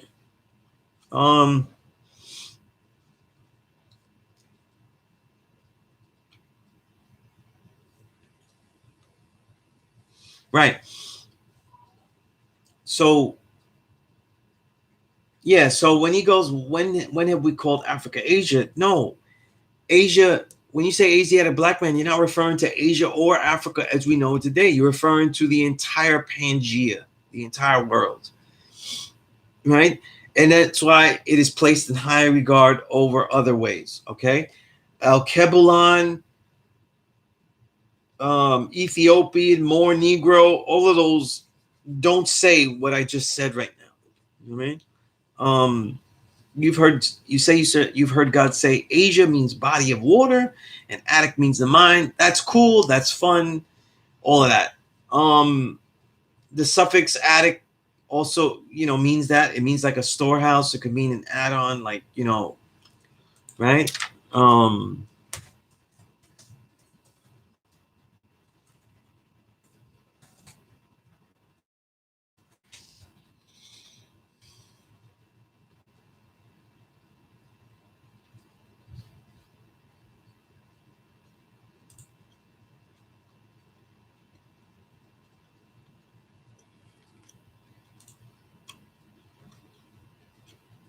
But a lot of times that's really just wordplay. Asia is the body of water. Attic is a storehouse. That I never heard Asia is the body of water though. I don't know where you heard that.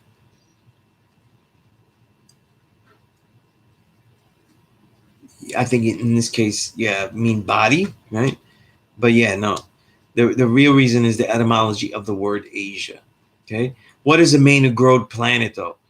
Planets, all planets, just in basic astrology, astronomy, cosmology, the origins of the universe. Planets are not something that pop up. They develop just like anything else, though. They are formed. So there is no planet though that just pops up as like a giant boulder. You know what I mean? Right? A floating boulder of life, right? And so every single planet certainly develops. And so when you say made or grown, that's exactly what they mean though. You know what I mean? And we created everything in the mind. So when we create where we are going to live, it is going to be bigger, it is going to be grand, and it is going to be able to house life and all of the developments as we develop, right? Made or grown from the beginning that we have chosen in this physical form, right? I hope that starts to answer that.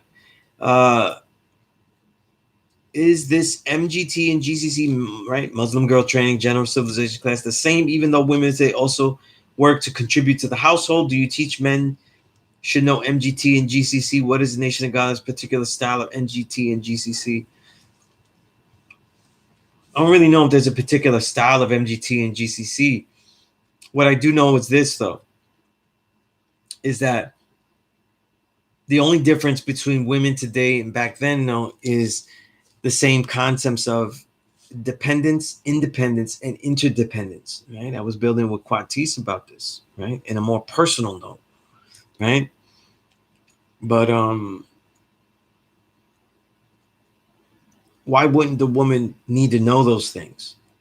A woman could work anywhere she wants, though. But if man, woman, and child is to have a family, though, these responsibilities, right? These responsibilities, though, these tenets that, if done sincerely, with desire, with intent, right, which is love, they have to be done. You know what I'm saying? It doesn't matter whether a woman works or not, though, right? A woman would have to learn how to take care of her husband. It doesn't mean that he doesn't take care of her, right? So if this degree seems sexist or anything, it's only because it's not highlighting, though, that, hey, men have always had to do that, right? And when it says sew, cook in general, right? I don't know. Sewing has to do with clothing. Cooking has to do with food. So the woman of the household, I don't know where she is, but in a family household, we could put all of the worth on a man, and he can do all this thing. He could take care of the clothing. Like, I know how to sew, somewhat, right? Um, I know basic sewing, basic cooking, right? But the thing is, though, is that have we really gone far away where, regardless to what a woman achieves, if they're to have a family structure, they still would have to be very good at those things. Let's not talk about, let's talk about men. And that men also would have to know those things as well, to add on, to supplement, to take the lead in occasion of all these things, right? When and when it arises, and for how long, however long it arises. But really, the success of a family, though, is it really successful, right? Man, woman, and child together. If now that a woman know, if the money that is made, and it calls for interdependence, no, today, not independent, not the independence of women that they are talking about, not uh the horrendous, supposedly Masonic and evil independence that men have always had, right? It means that people have to get out of their perception. So that means that a woman can't say that she's independent, right? And then think that she actually can have that mindset and also have a family. That to be interdependent means that she doesn't make up for what men did independently by claiming her independence, right? But understands that it's about interdependence, and that this dependence, because people, it's all about perceptions, right? That I've been talking about today, right?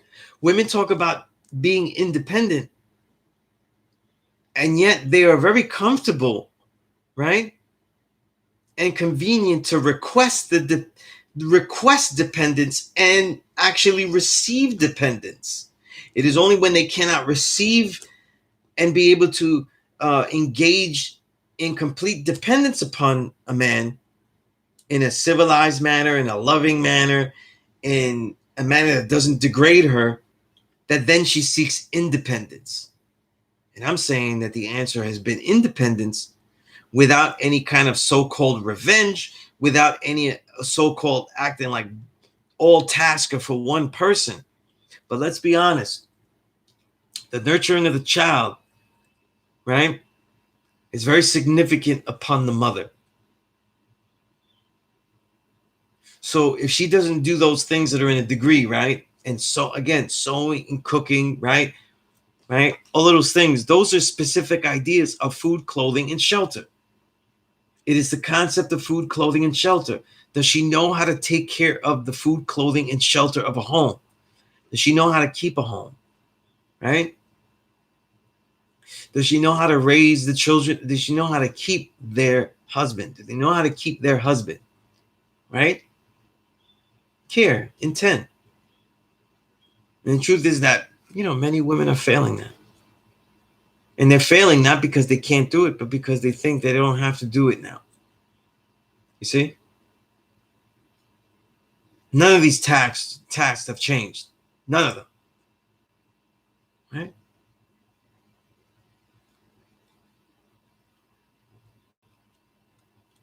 In fact, the truth is that all of these tasks are interdependent. You see? But how far does a family go, though, with a woman that has children that doesn't know how to raise them well, that doesn't know how to keep a home, that doesn't know how to keep their husband,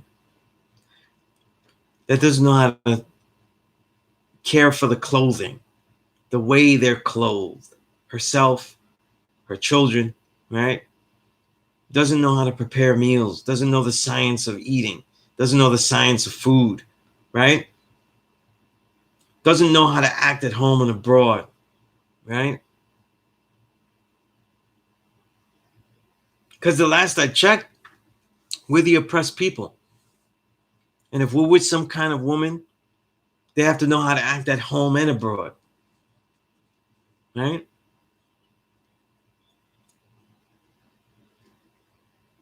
And it's funny because a lot of women will look at these degrees and they say, oh, look, that's sexist, this and that. But this entire 120 is telling men how to act at home and abroad, how to be warriors. And the entire curriculum that we're teaching young men is how to be warriors, how to act at home and abroad, how to be self-sufficient. You know what I mean?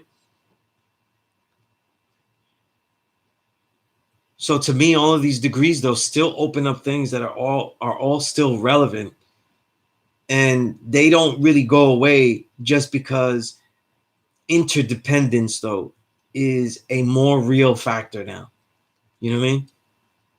The look of interdependence. And it's really, really a monetary thing, you know, is a very vivid, real factor, you know? Because the truth is that women are being taught to be independent. But that ought to keep them exactly where they are, by themselves. You see? You shouldn't be interested in having some kind of independent black woman with you. You know what I mean?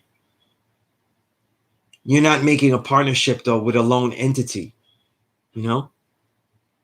And often these lone entities are filled with the hypocrisy of Americanism, where they're okay with the dependence, right, when they're being provided for.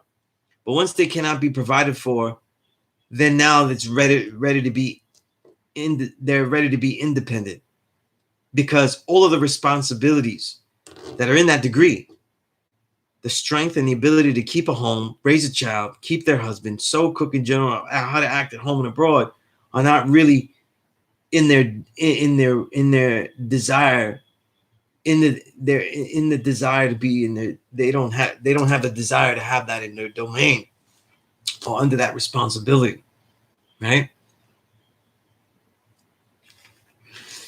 But anyway, that's my rant. You know what I mean? So I'm expecting clips of this though to, you know,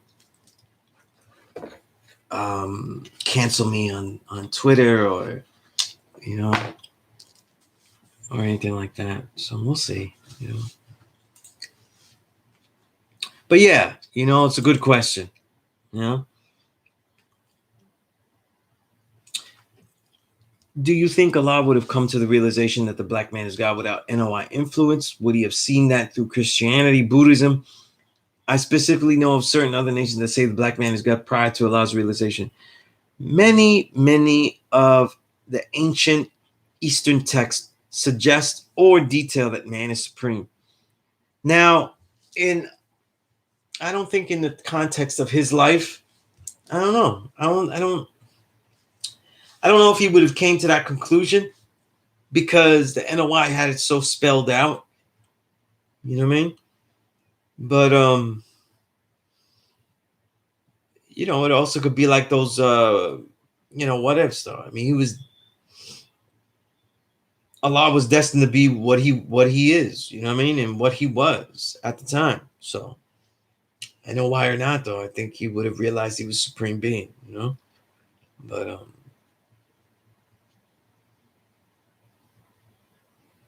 I don't know where that would happen though. I'll be honest with you. I don't know where, you know, because a lot of ancient teachings of the East were coming through.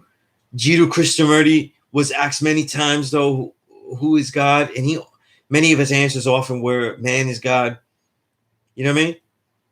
But a lot of these audiences that the East, especially like India or, you know, or a lot of these um the Eastern religions like Buddhism, you know, through Zen coming to America, they weren't coming to our people, the downtrodden. So I don't see him being in contact with that, you know, if he wasn't in contact with those teachings out there in, you know, Korea when he was in the war. So I don't think so, you know, because many people were teaching a higher level, you know, unless, you know, and it's not like he was going to city, you know, he was going to college and, you know, bumped into Timothy Leary, you know what I mean? And you know, and did some LSD and came to the realization that, you know, that that you know, the mind is God, you know, because Timothy Leary came to the near same conclusions of the supremacy of man as we have, you know. So it was there, it was all around, you know. So it's possible, it has a possibility, but I don't know. I'm gonna say I don't think so, you know, because these teachings didn't, you know, a lot of the teachings I mentioned, they didn't reach poor people, you know what I mean? Was Allah known to study other materials that may have assisted with the formulation of supreme math and alphabet? Was there any other required reading in Temple 7 that may have accelerated his deep insight into black man being God? Other than lessons when the lessons first degree, did Allah have a book of list of required reading or list like Elijah? From what I know, no. I remember Firstborn Al Jamel used to tell me about how excited he was with certain black books movement coming out, like Diop and other books. You know, he was analyzing everything, you know, through 120, you know, and from what I know, the Allah was just a special genius to devise mathematics. And I think that I think he read like any man of the time would read, you know. I don't think that he took a scholarly approach to how he would read and analyze things. But I think that he just had an extreme awareness to anything. So his mind was constantly there's certain people that they're able to extract insight from nearly every situation. So even the limited things they would read, the things that they would see, the people that they would meet, you know what I'm saying? I think that's where his genius lies, you know? And by getting that knowledge of self, I think that's what brought it all out, you know? So, I mean, that's my answer to the best of my ability. I don't know about any. I've talked to many the firstborns, elders. I never heard a book list that he had specifically.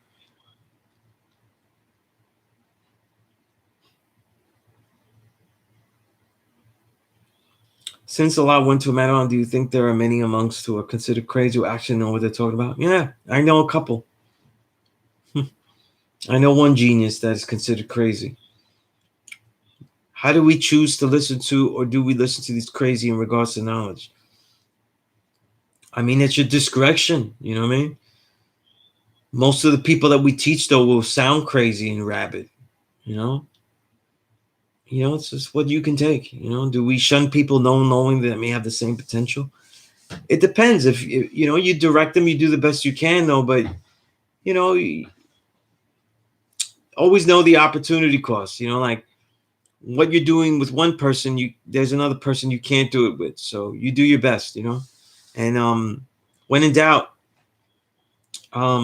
filter out those who you're teaching by the amount of effort and their age. You know, if they're older and it takes too long to get them to see things and there's not much benefit, meaning they don't have children, they're not among children, they're not among the youth, they don't make works that get distributed among the youth, like they have no contact, then I don't think it's worthwhile. And I'll be honest, I don't think it's worthwhile, you know. Authoritative and definitive book, probably the one written by the older gods, you know what I'm saying? Right?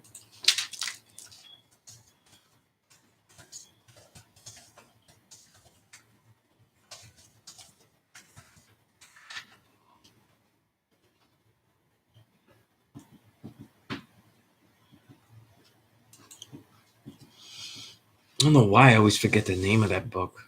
It's such a long title.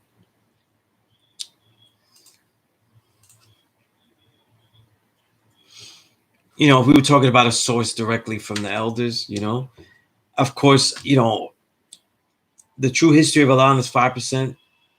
And then after that, I would say all of the Starmel's trilogy of Righteous Way trilogy, you know, definitely. Knowledge of Self Anthology, edited by Supreme Understanding, you know, Seabass and myself. You know, those are the juggernaut books, you know. And then there are many other authors like Saladin that has written very worthwhile books that are all worthwhile to gain massive insight, you know. So there's a lot, you know. But if you know, I think that if you wanted a beginner's book, I would suggest to, you know, and you were suggesting to someone, I'd say the Righteous Way trilogy. If they were already in the nation and they were trying to learn more of the history, definitely the true history, you know, of Allah and his 5%, you know, the greatest story never told by the gods and earth who were there. You know, that would be the one. You know?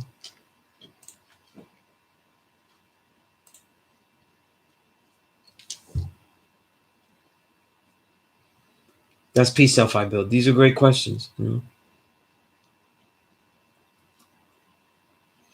Jarrell, me too. I wonder about that too. You know what I mean? You know, he was well decorated enough and a fighter of extreme value that he was easily FOI worthy. You know what I mean? So he knew more than the average person, and also he could do more than the average person. Right? I haven't finished the Signs of Self, but it's a very good book too. You know, really dope. You know, yeah. But you know, asking me like about the nation, that's not really about the nation. It's about, you know, the sciences and stuff. So yeah, that'd be something else. You know? Right?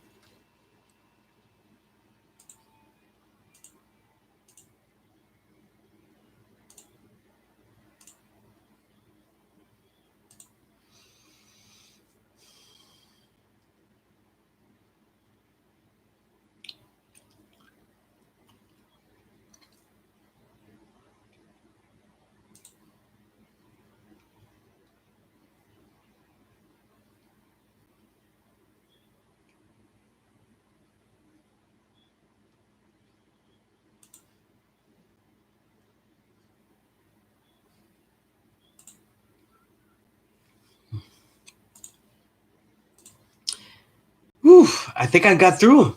I think I got through 'em. So Jarrell, you are the other juggernaut. I will answer those very good questions. In fact, I'm going to Jarrell's, you know, because Jarrell asked me about Judah and the Black Messiah, I get to watch a movie to answer a question. Honestly, I haven't watched that movie because I'm tired. You know, as I've told many times, you know, my journey to the knowledge of self is through militancy. Um, so learning about the Young Lords as Puerto Rican, and then you learn about the Black Panthers, their connections, and that history. No, you know, learning about Fred Hampton. You know, I read these books, Huey Newton's works, um, Soul on Ice, Seize the Time by Bobby Seale, which is probably like the most broad-based book to read from a Black Panther. You know what I mean? I think I have a PDF copy of it. But I just, you know, I didn't want to be, I don't want to be pissed off again. You know what I mean? Because Fred Hampton, I already knew his history, so I didn't really want to see all that. You know, but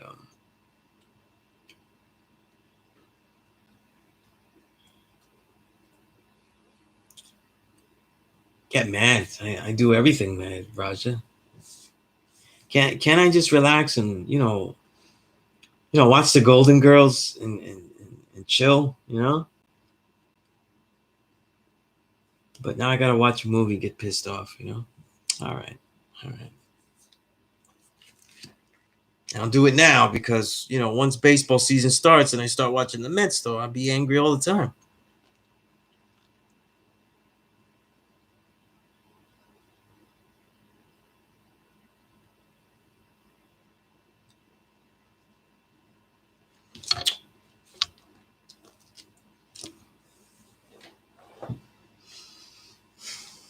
Yeah, yeah.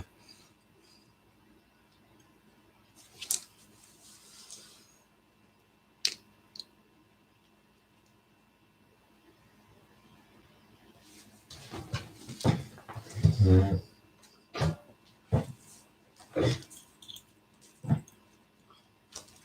guys don't watch the Golden Girls? Frasier, Seinfeld. I'd be watching all those old 90s joints that I used to watch. You know? And probably because they don't have the joints I used to watch when I was a kid, though. You know, like Growing Pains and Family Ties. You know.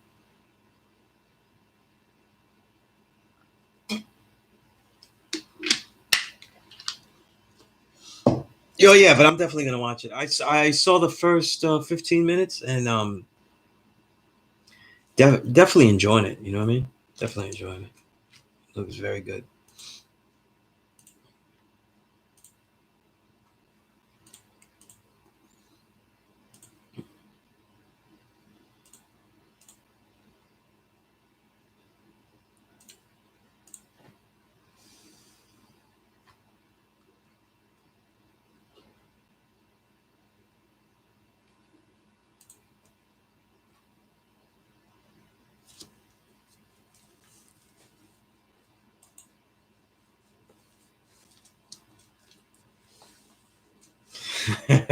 Place was a cave. Yeah, she was savage. Yeah, Southern Belle. Yeah, indeed, 793. You know, I watch a lot of good television. You know, my brother's an actor, so he watches it studiously. So he knows the type of stuff I like. So I watch a lot of things that are quality, though. So, he was the first one to tell me to watch Judah and the Black Messiah. But again, that's why I was a little slow with it. You know what I mean?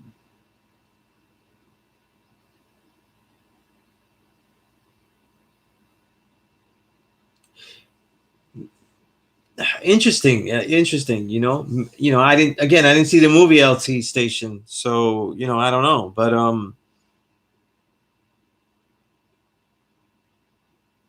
I don't know who had asked me though, but or I had seen it somewhere. But I think a lot, and I don't know if the movie addresses this or cause confusion, but a lot of people don't understand that what people meant by socialism back then. We judge socialism. We can look back at, say, Cuba as an example of original people that have tried it, and we could say they succeeded or that they failed, or probably both, right? For whatever reason.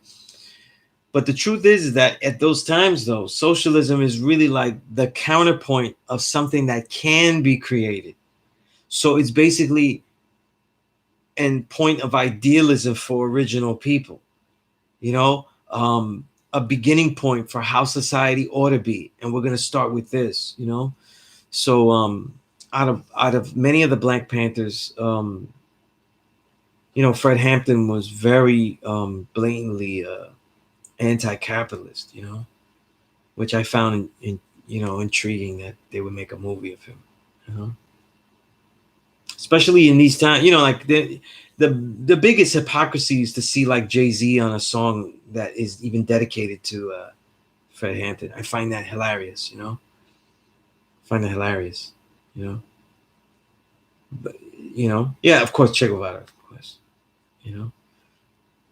but so the soundtrack and stuff like that, you know what I mean?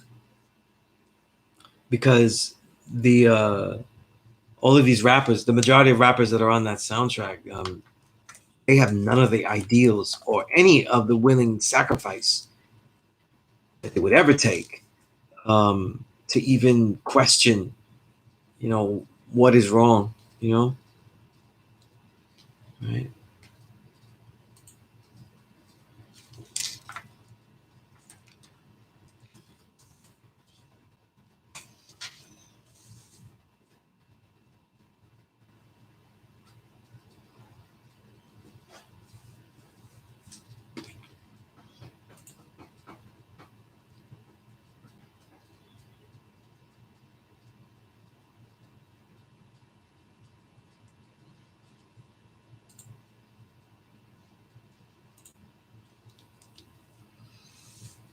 Right. I know Rakim is on it too. Yeah.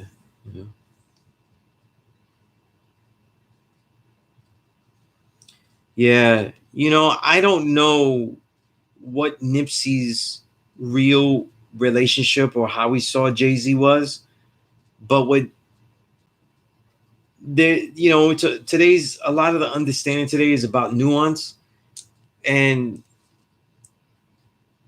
what what Nipsey was doing with far, far, far, far less money is something that Jay-Z hasn't even come close to even trying in even a small um test population, you know?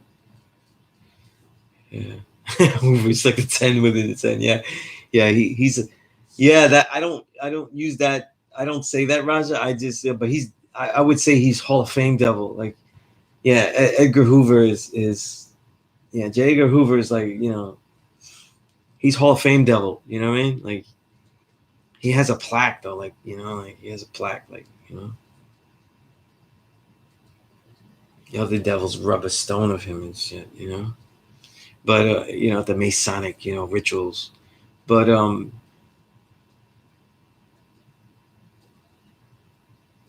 you know, because you know, a lot of people don't realize that the gap between a multimillionaire and a billionaire is massive. Difference between a billionaire and a multimillionaire, 100 millionaire, 500 millionaire is a huge, huge gap. And so there's massive, massive investment in Jay-Z. You know what I mean? And to think that there was conspiracy behind that, you know, then it becomes, you know, because he didn't create anything. Jay-Z didn't become a billionaire by rapping. He didn't become a billionaire um, by being the head of Def Jam. That made him a multi-billionaire, a multi-millionaire, and certainly not a multi-millionaire of the 200 million worth or anything like that, or 300, 400, 500 million worth. You know, because when we look at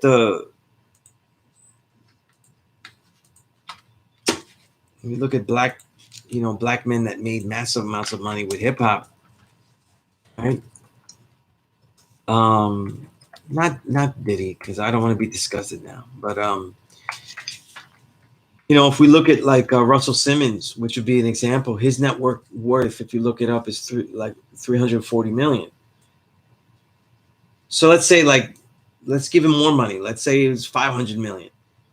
So basically, Jay-Z has twice that much money. This is because some people are investing in him, you know, and they're investing in him in whatever and that he's allowed to invest in certain things. See, very interesting. You know, he certainly is not becoming a billionaire from those shitty albums he laid out the last couple of, you know, all those last couple of albums.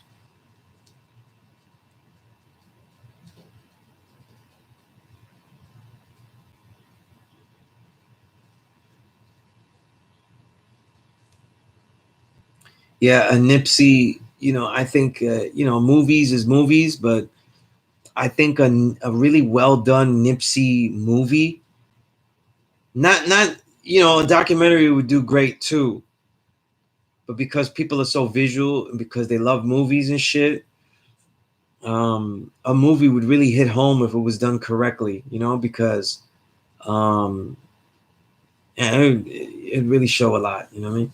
Peace to the God, Self I Build. Great work, Self I Build. You know what I mean? Who knows 7 9 30? I don't know. It's like, right? Yeah, you don't even know.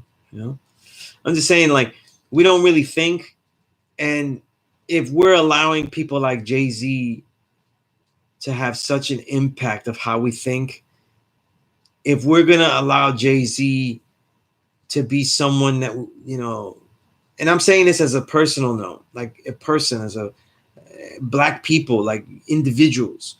If we go, look, I'm gonna let him be an icon to me and emulate him or all of that, then you ought to ask yourself these questions like, how did he make his money?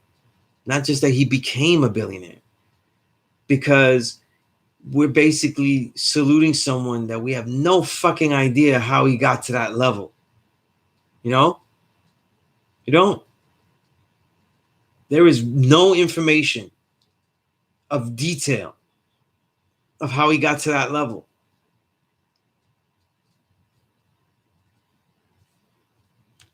That's who we're emulating, and that's when, you know, the obsession with capitalism, like, you know, this culture of like he's getting the bag, so everything he's doing is okay. You know what I mean?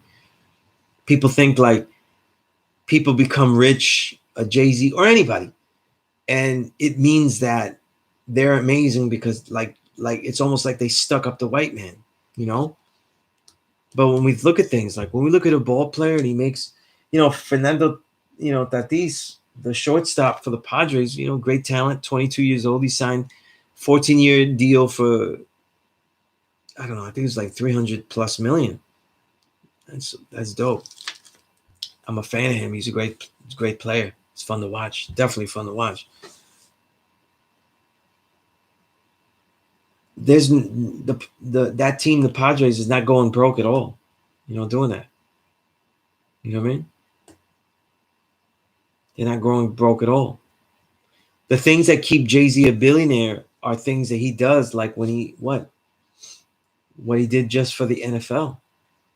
Because it's almost like you get signed up for stuff and I don't even know what they did, because if what he did was put the Weekend in a Super Bowl halftime, you know, I'm not a fan or hater. I have no real thought on the Weekend. He's just pop R&B. I'm not really think that's up to date.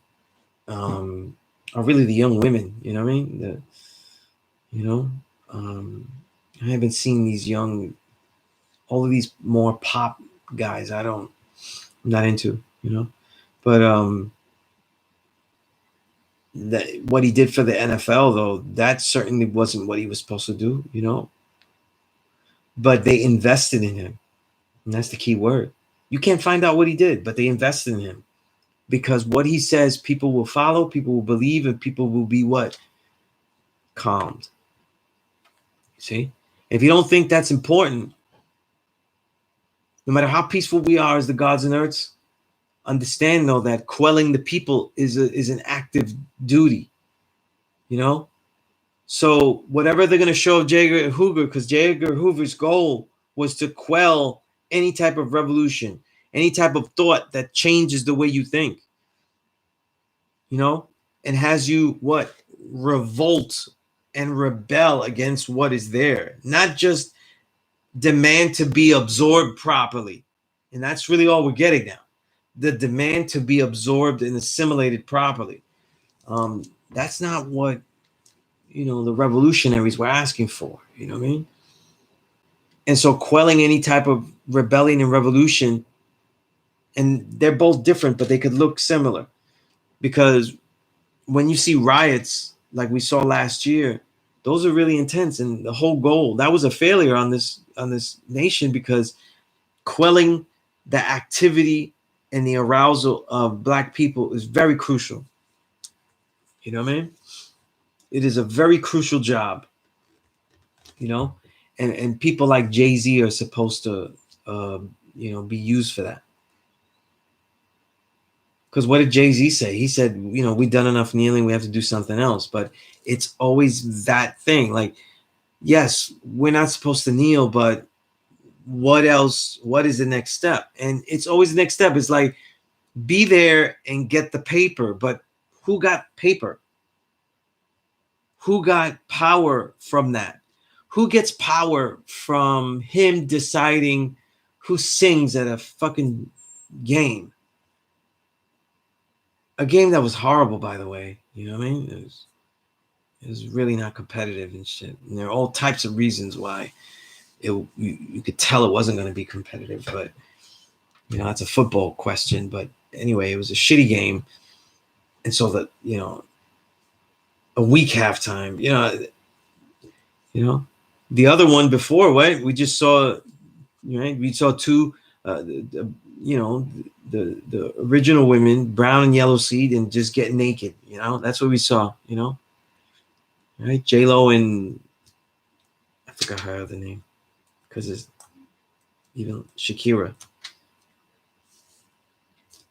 Where's the work? You know, where's the work? You know, but a multi-billion-dollar industry is able to invest, right, and further push someone that is a millionaire. You know, and these are times though where like that's when you want to look in the pockets of what people do. You know, there's a don't look at another man's pockets though. You know, I'm a journalist. You know, I have never asked any artist what they make money wise. You know, if they offer that they live off this and that they're able to do this, it comes in the context of them letting me know how they develop their works, what inspired their works, how much time it took them to make the works, you know? But when we talk about people that are impacting the way that we perceive things in our lives, then it's relevant. You know what I mean? It's relevant, you know? What is a potential billionaire? Certainly the money he gets from the NFL pushes him over the top. Why is that significant? You know, because if you look at the task that they said he was aligned, I think he failed miserably. But I also know that that probably wasn't the task. The task was achieved the minute he took the job.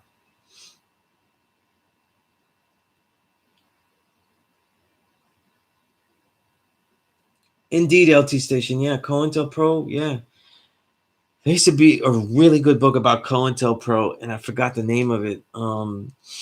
It's a book that over the years I lost, you know.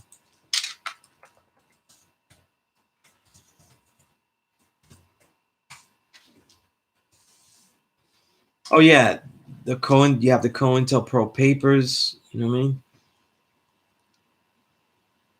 There is a book I have it. I have not read through it all, but there is a book, you know, I have it. If anybody, you know, now that you saw the movie and stuff, if you want to more research the assassination of Fred Hampton, and that goes into the details of it, you know. But I think it was the COINTELPRO papers. I had that book.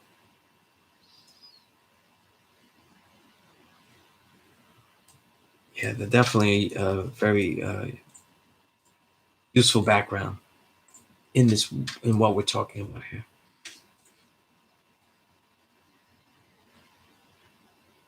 Yeah, yeah, yeah. Now that they see it, yeah. So,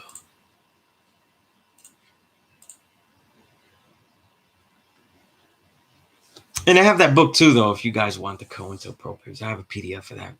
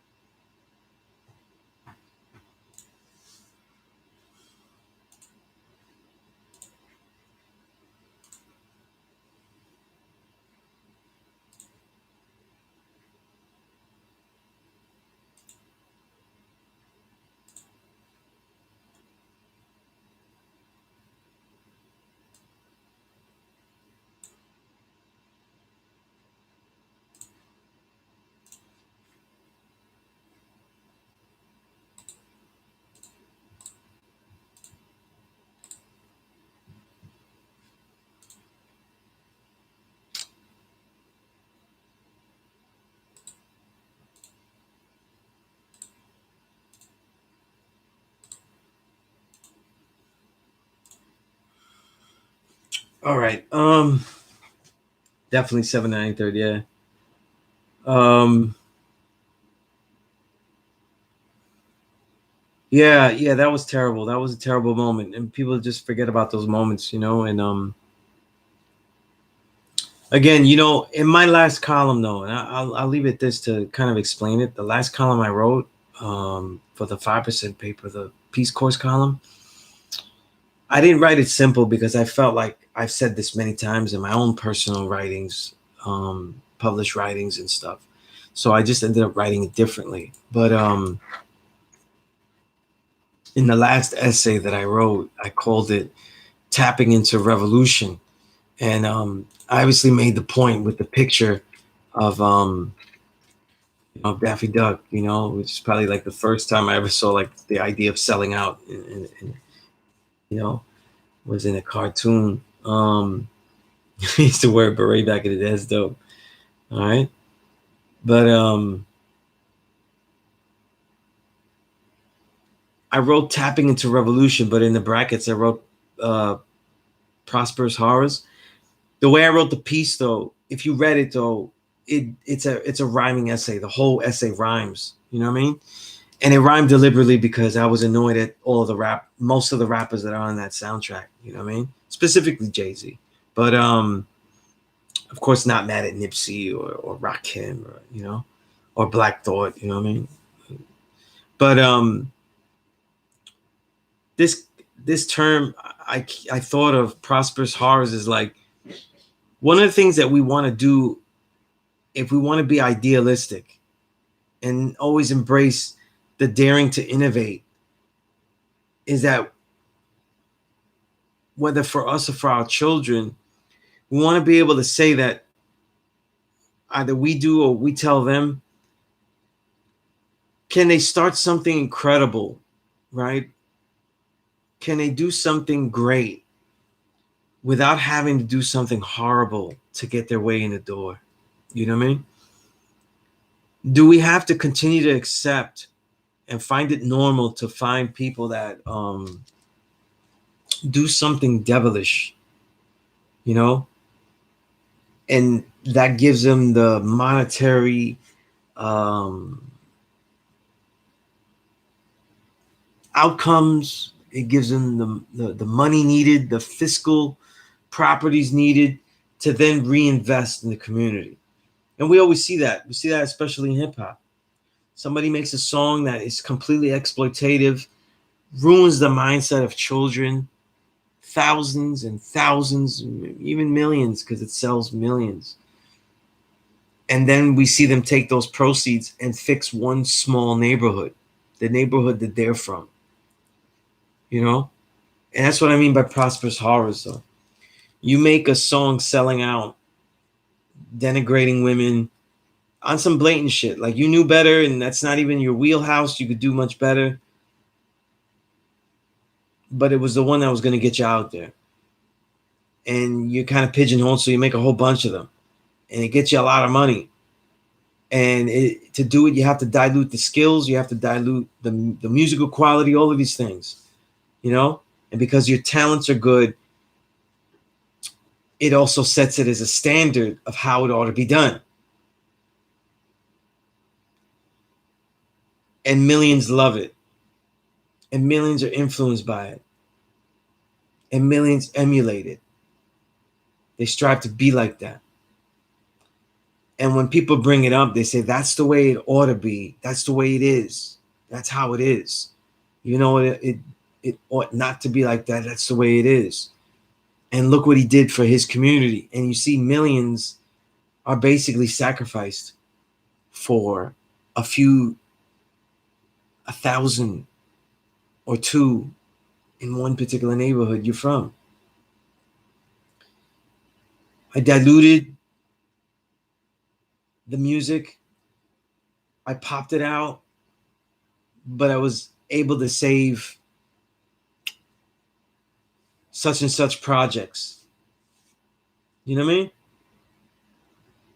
This is why Nipsey was so regarded, you know? Nipsey was a talent that was much better.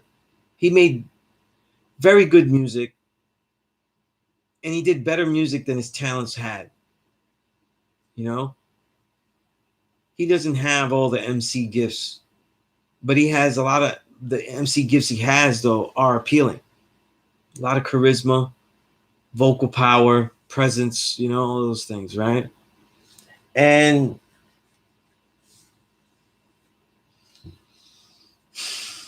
he could have easily made a whole bunch of horror records, you know what I mean? And just dove into the cliche of exactly where he was, be Snoop Dogg too. You know what I mean? Right? But he didn't do that. He challenged his talents, and I'm deliberately saying his talents weren't of the high level. They're nowhere near, let's say, a Faramonch or a Black Thought or anybody like a Nas. Like they're not even close. They're not even close to an MC like Jay-Z. For all the criticism I give him, though, and all the devilishment I think he did in the music and beyond, his talents aren't even close to that. So he challenged himself to make something incredible that he's not going to listen back to and say, well, I had to make that to get this.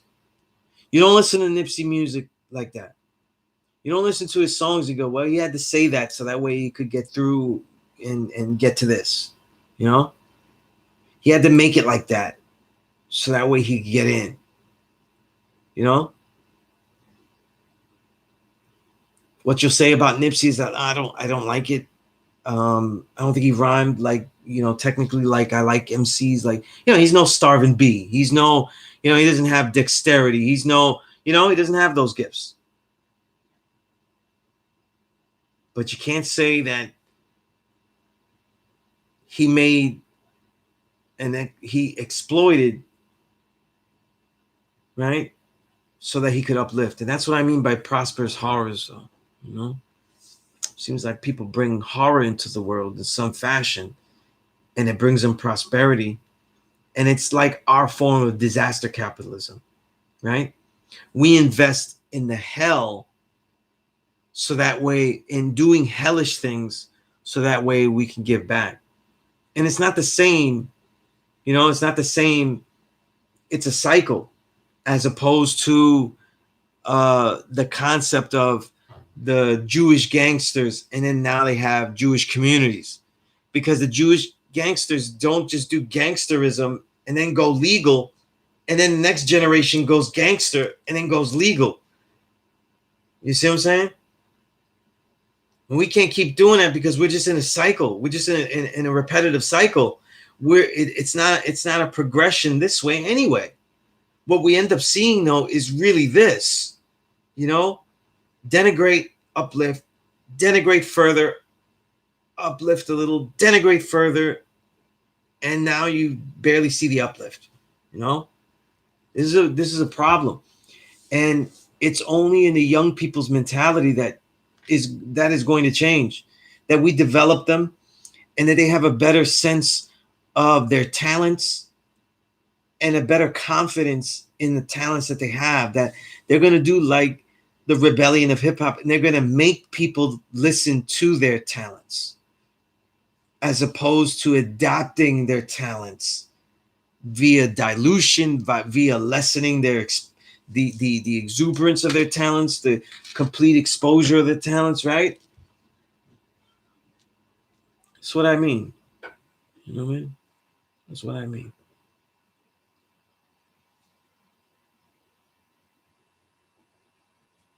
But that's what my piece was about, though. I just tried to make it. I just had fun writing it, so it came out where it rhymed and stuff. You know what I mean? But that's what that piece was about. You know.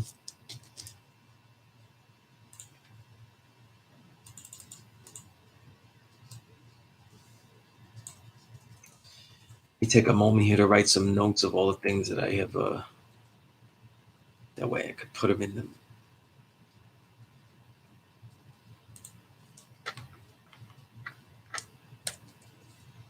Any questions that you have? 9:30. Got a half hour left. Let me know the questions that you want to ask. You know.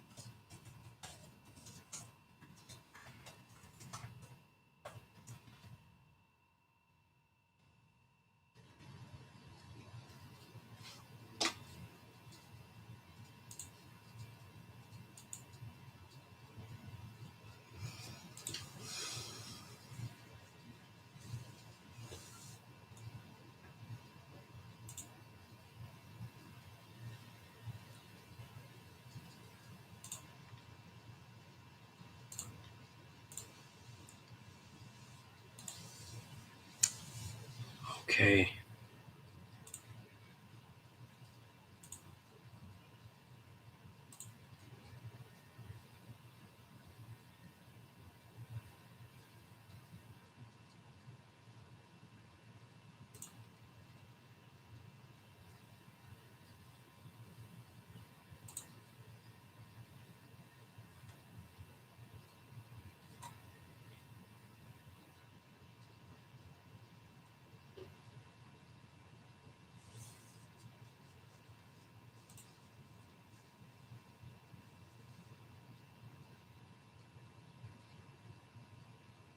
You know, a newer book that's really large that I haven't dived into that I have is called The Black Against Empire, The History and Politics of the Black Panther Party.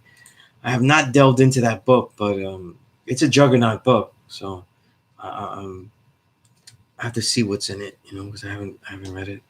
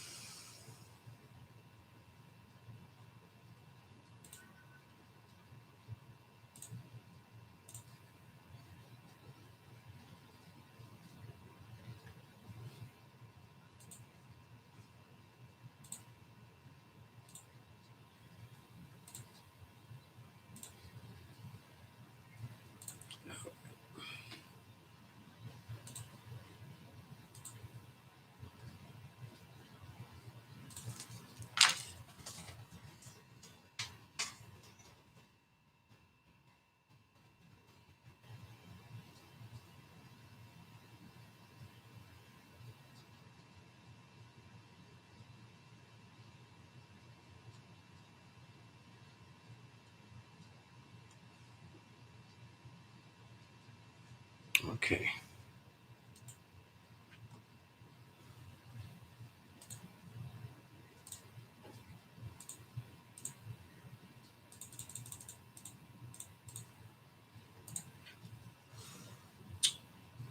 In your article, Mecca at the End of Harlem, Quetzes asks, which is very interesting.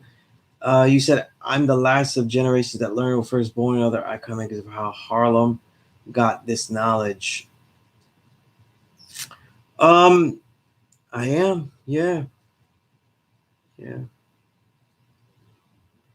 The reason I called it Mecca at the end of Harlem is because Harlem has ended to me in a lot of ways, but Mecca is still there. You know what I mean?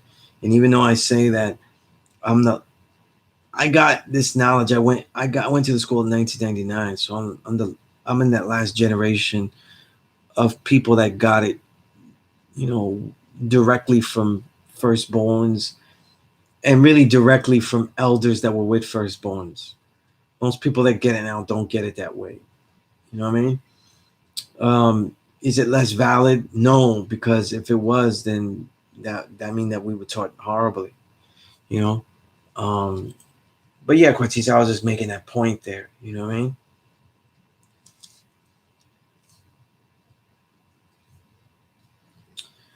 LT state. I don't change that degree though. I don't change the degree because Buddhism, it's really a typo. It could be a zero, right? 3,500 years instead of 35,000. However, the roots of Buddhism are in Hinduism, so 35,000 years could be is useful in the teaching as well. You know, and no matter what anybody tells me, though, the useful aspect of that degree is not the ages of the religions, but the religions being put there and why themselves. One question the child created was, what are names of the boroughs of?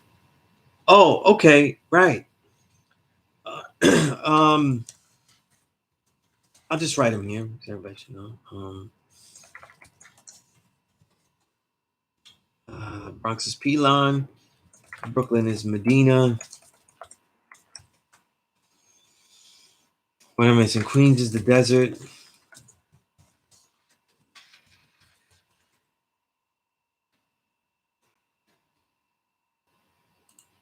Some people say, you know, oasis. I don't like that word. It sounds corny. I just say the desert. Um, Staten Island is Savior's Island. Right.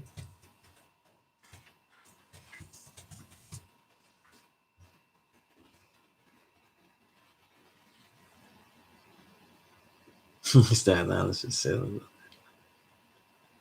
It's Savior's Island, and Savior, I'm here. You know what I mean? This is where I live, man.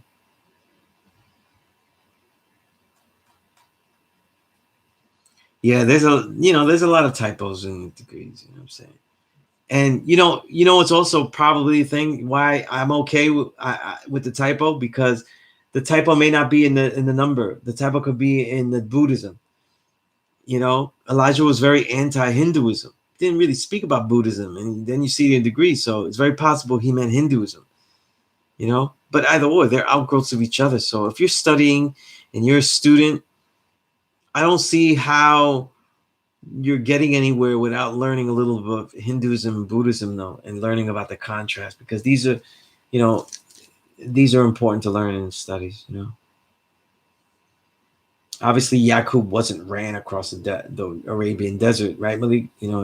He wasn't there, you know, um, right?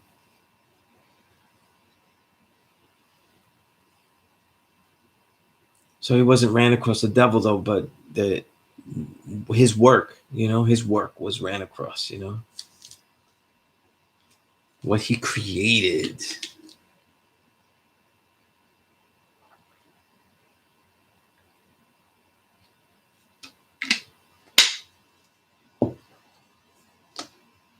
Right?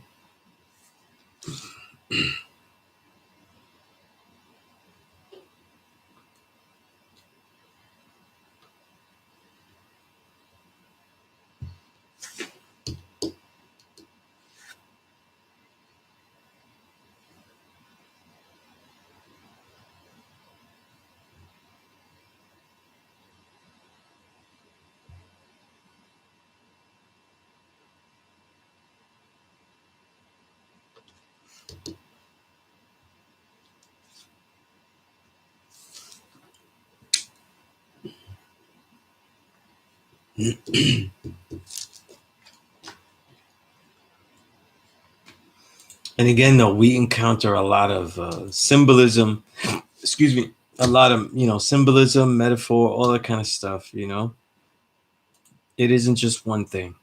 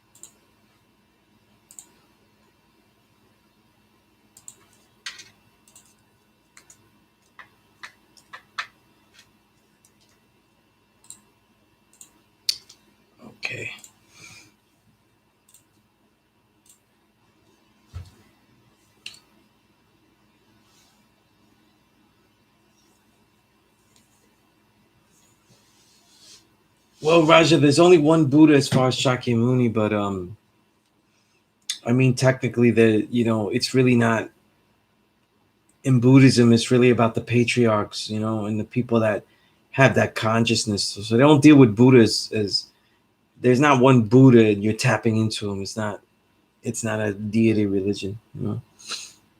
It has become that, but it's not that. Yeah, so there were always enlightened ones that would follow the Eightfold Path, the Noble Eightfold Path.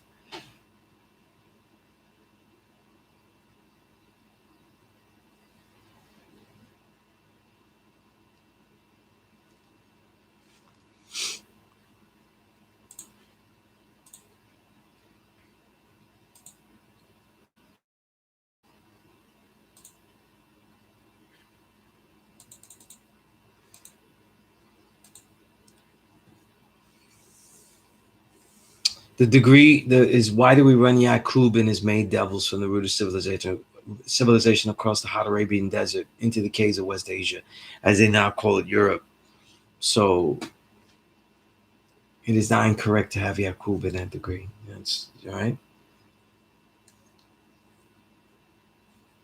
In fact, most sets, I very rarely encounter a set that doesn't say Yaqub in it.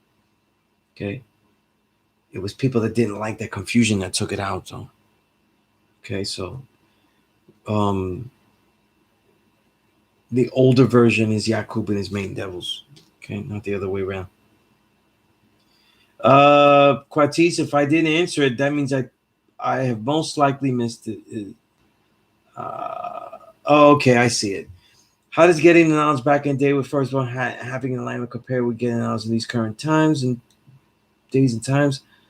Are gods offended by the term and being enlightened? Is that same type of respect there?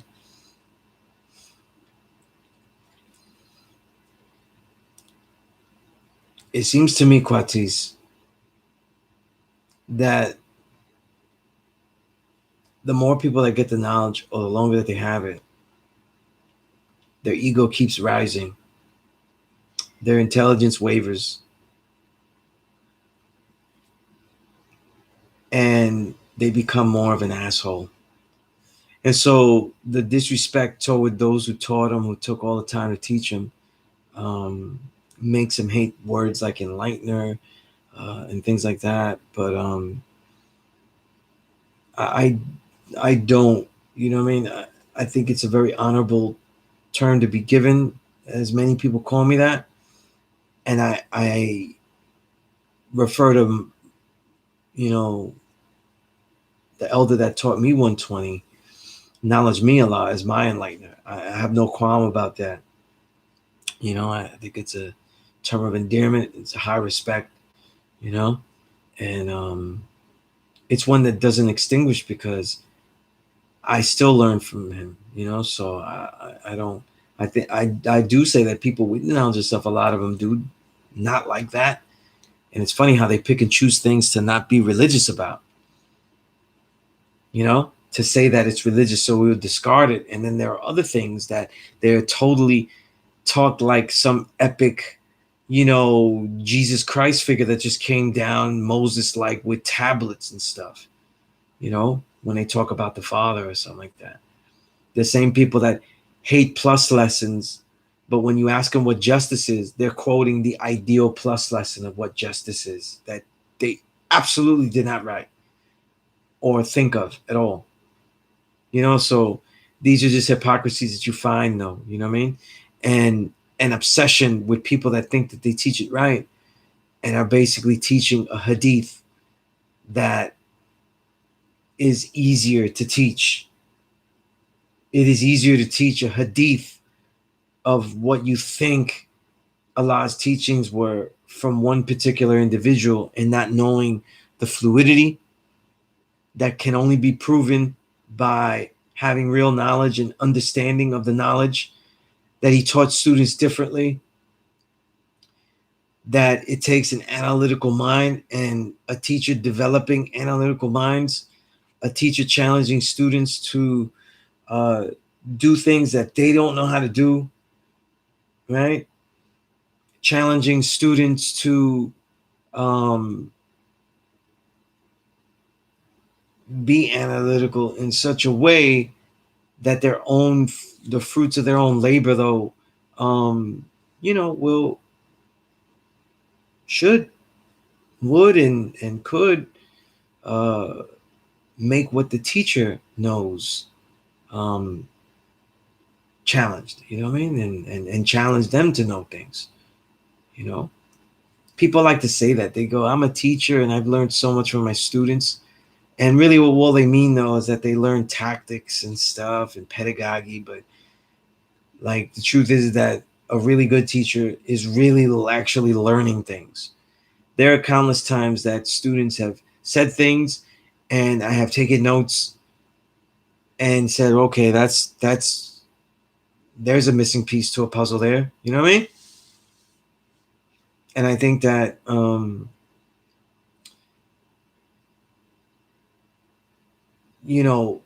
of the differences, of learning with firstborns and elders of that stature was that they had an experience that was unquestioned.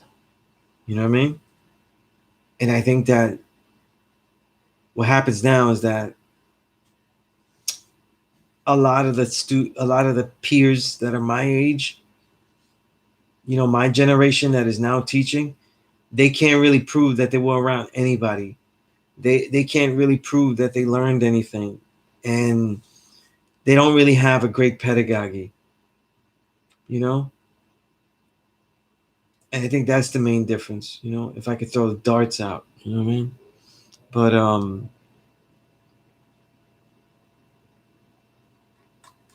and how would a student know how to show and prove that? You know what I'm saying? Right?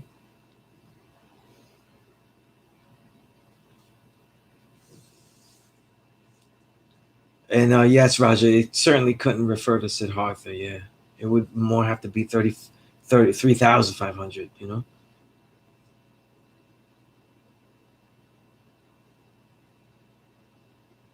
Yeah, that's right, LT, and that's why some changed it though. But I don't know why. It's not like the lessons already. By the time you get there, you've already read things that don't make sense. Ideally, right? The first degree says cream of the planet Earth. You know what I mean? So there's metaphor, symbolism all over. You know what I mean? Now remember in the degrees earlier, Malik, the fourth degree, the one we're just talking about, Musa had to come and civilize them so they could come down and learn how to build homes for themselves. That doesn't mean that he built a whole bunch of cracker, Musa taught a whole bunch of cracker carpenters, like the CCs are coming, cracker carpenters, they're coming down south now, you know what I mean? He taught them how to build homes for themselves, cracker carpenters, right? But what it was is that society has to have a way, society cannot engage you if you have nothing to give it. You know what I'm saying? So if you have nothing to give society, then they cannot give it. You know what I mean? Then they cannot let you in, you know? And that's something people don't understand. You know what I'm saying? Even a country like the US doesn't have to take everybody in. It's the only reason they are hypocritical is because they bloodsuck the entire world. And then they have the nerve to say who comes in and who doesn't, as if they didn't invade others, different context. However, the free transportation in the holy city of Mecca, though, is that you will be able to see things and you'll have access to things that you may not have had before. You know what I'm saying? Whatever that was, you know what I mean? Whatever that is, though, because if Mecca is that place of networking, of advancement, and things like that, then you would be able to earn your way there, Think of what I was saying about the Egyptian mystery school system and what that Horn of Africa was, right? So that's what that free transportation is, to be able to get into the network, and to build, you know what I mean? Or it's just a buddy pass on the mothership, as Raj said. Yeah, let's leave it with the last one, buddy pass on the mothership. That's a little bit easier to get, though. You know, you know, a millennial, a millennial, a metro card for all the millennium. But yeah, that's what that was, right? Um, but again, sometimes we learn the degrees, though, and we learn them so epic in nature, and the 1 to 14 is filled with things that sometimes we are reading them very Western, and it's like it's so epic, so I want you to take that out of context and try to think like real people. Like, don't deify ancient people like they're, yes, they probably did a lot of things that we couldn't even come close to doing, but if we took them out and took them here, they would die immediately. You know what I mean? They breathe one breath of air and they would just die, let alone have to do all the bullshit that we do, so that's important, though. The context, what I'm saying? The context of how we look at ancient history, how we look at the degrees, what I mean?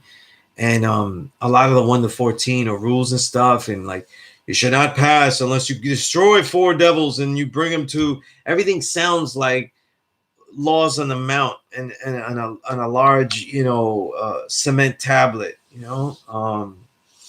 so it becomes kind of, I like to take out some of that epic nature, leave it for Wu-Tang records, what I mean?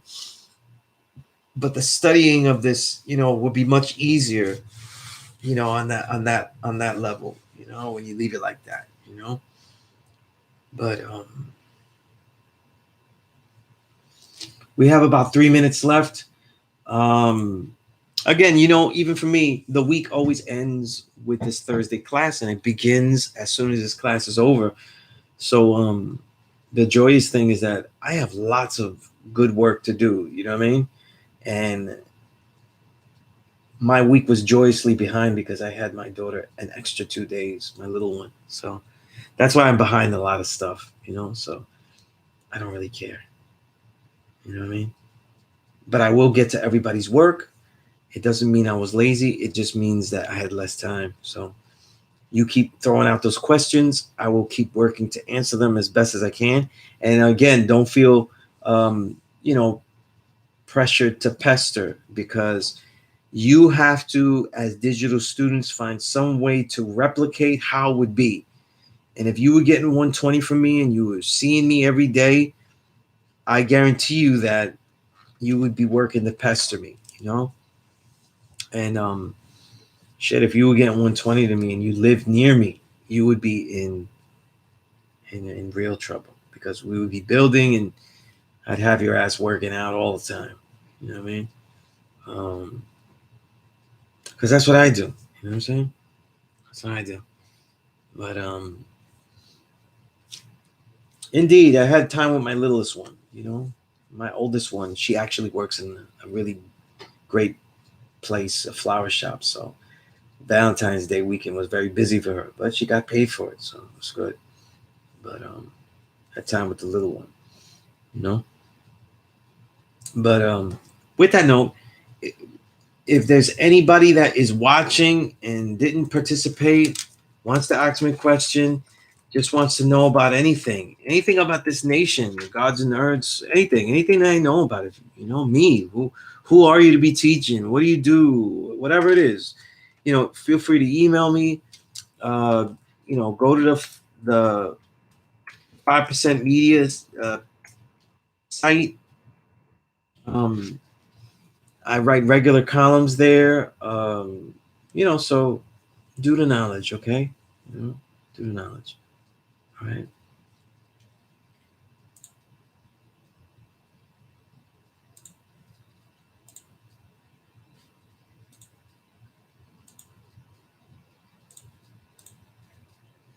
Because as you see, when you all ask questions that are really good, some of them are going to be for you, and a lot of them are going to be for useful for the whole class. And I will separate them as they ought to be for you personally. So it helps the classroom and it helps everybody else. Oh man.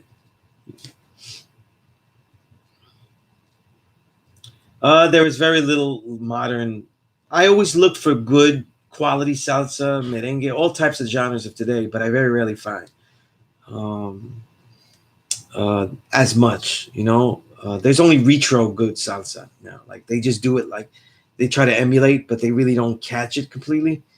It's not gritty. It's not gritty. Right? And you say Latin music, you wouldn't say Spanish music, right? But the best salsa is from the 60s, 70s. The best merengue is from the 80s. The best bachata was in the 90s. The best boleros are from Mexico and Cuba, and so on and so forth. But yeah, not a lot of great music now. Very little that I collect because it's not as great, you know. But yeah, that's disappointing though. You know what I mean? Thanks, reggaeton, and I mean that with all sardonic and intent. But with that said, stay healthy, build strong, keep yourself fit, study that build awareness square, all the points of knowledge of self, and as always though, and I appreciate everybody here just as much though, and it's always an absolute honor, you know what I mean, to build with all of you. So build with me back, you know what I mean.